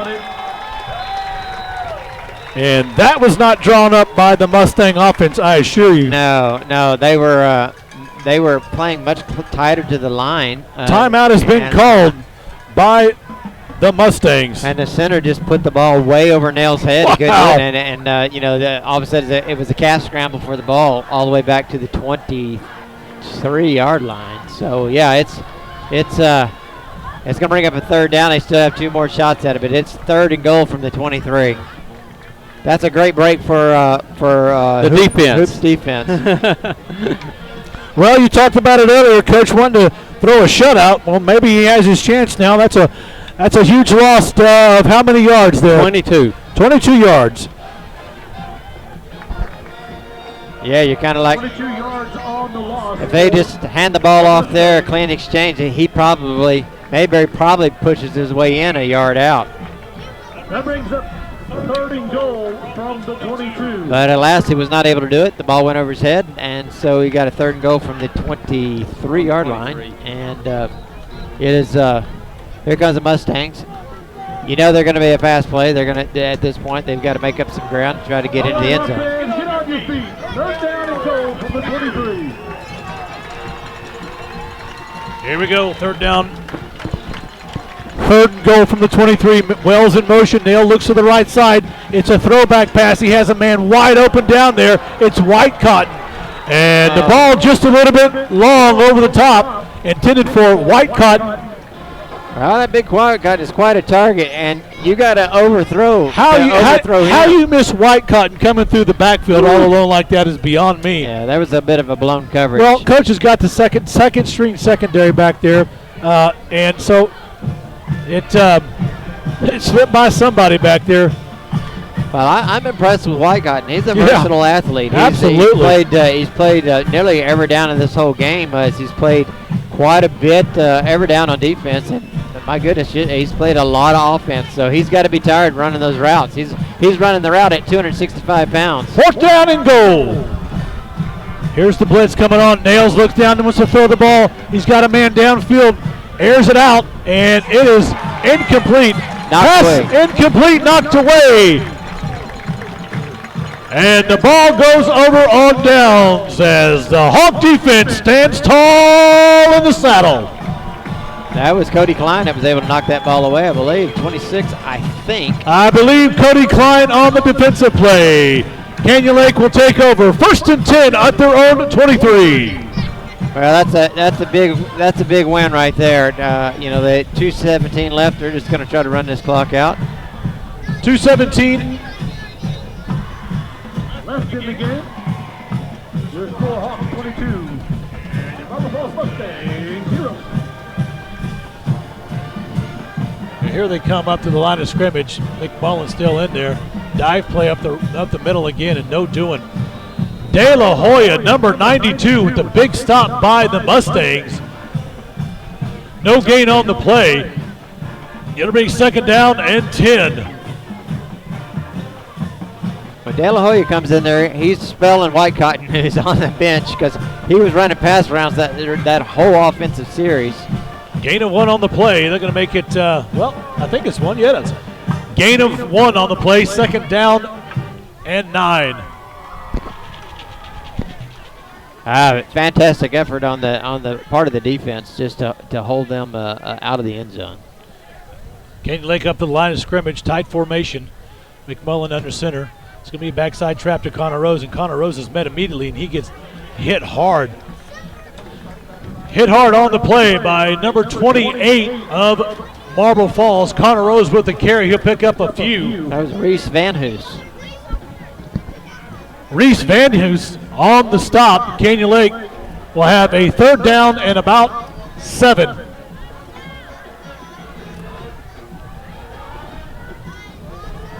With 1 minute left, Canyon Lake's very content just to try to milk every minute, every second they can off this clock with 13 on the play clock. Well, here come the line of scrimmage, possibly for the last time. McMullen under center.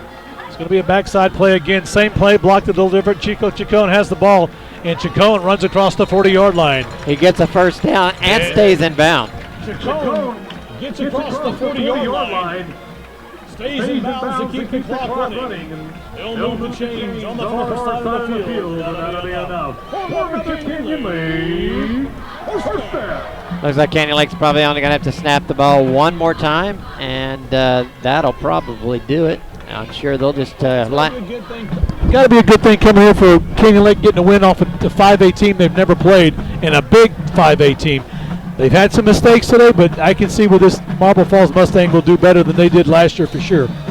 Well, it's a pretty good team. Obviously, they were not playing with their senior quarterback because we don't know what the story is there.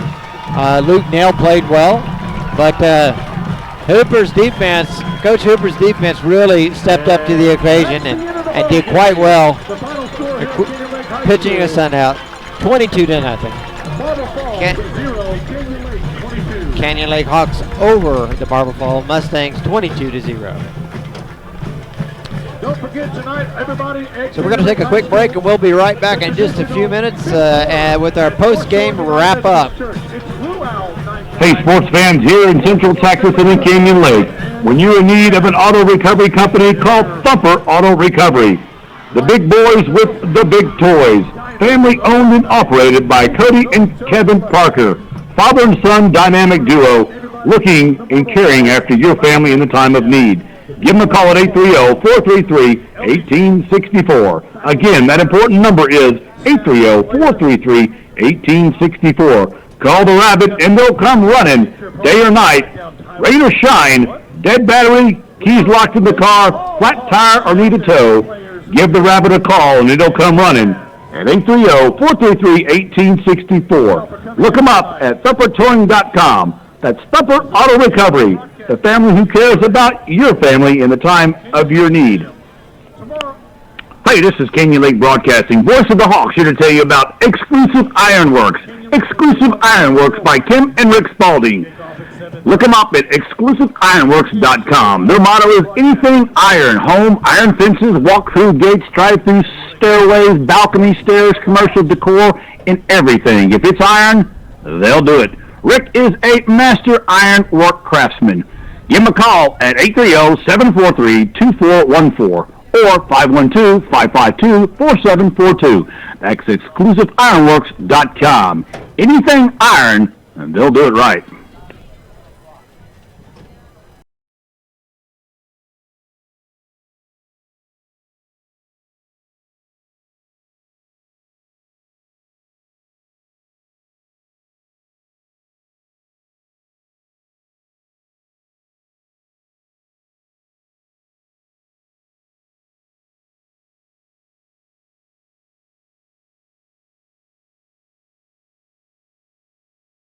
2-0 over the Marble Falls Mustang. In our first matchup, playing the 5A Division II school from the beautiful hill country located on Lake LBJ, Darren. Well, it was a night of first game tonight back. The first time we've had a new quarterback in 3 years. That's right. It boded well. We had a lot of things that weren't exactly nailed down. Coach got a lot of players in and out of there. A lot of time for everybody. Well, I think that's probably the biggest thing. And when you run that many players through, you're probably going to have a few more mistakes. It's the first time they played a full game, 4 quarters. Yeah, they've done scrimmages, but all of that wear and tear, it kind of weighs it on you, and you see a few more mistakes. They'll get they'll get in more of game shape as the season progresses. But Coach Hooper's got to be happy. They pitched a shutout against a pretty good team. They held them in check. They bent, but they didn't break. Yep. And they got to be happy about it. And they got a break from Marble Falls and that high snap. I mean, they did. Because you just knew they were going to beefaroni that thing up the middle.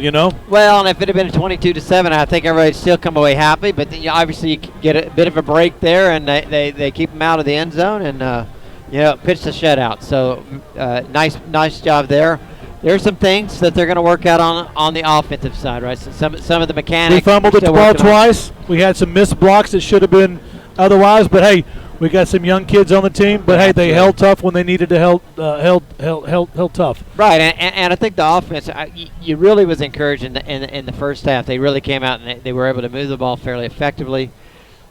Marble Falls adjusted. They started to shut down some of those backside plays that weren't there. But the peanut play had 70+ yards on that. Jacob Ruff racked up well on those two plays. I'll tell you that. But there were some plays out here made by some unknown. Slater, Cody Klein, some of the players that people don't know out there. Nathan DeLeon, we talked about earlier. So. A good first game. Obviously, you want to win, but we pitched a shutout. Alex Harden really played a great game. Was out there, mixing it up, and played quite a bit off of that end position throughout the whole game. But all in all, not too many passes, for a rookie quarterback. But the first one he made was a 30-yard reception to Lorette to get things going, and that really kicked off the momentum for the football game, Darren. So and it's the first game back, really full game that Tristan Jacone's been in. Right, he didn't really get to. He was held out some of those scrimmages. He was able to finally get on the board, get a score late in the game to get the last touchdown of the game. So it's good to see that.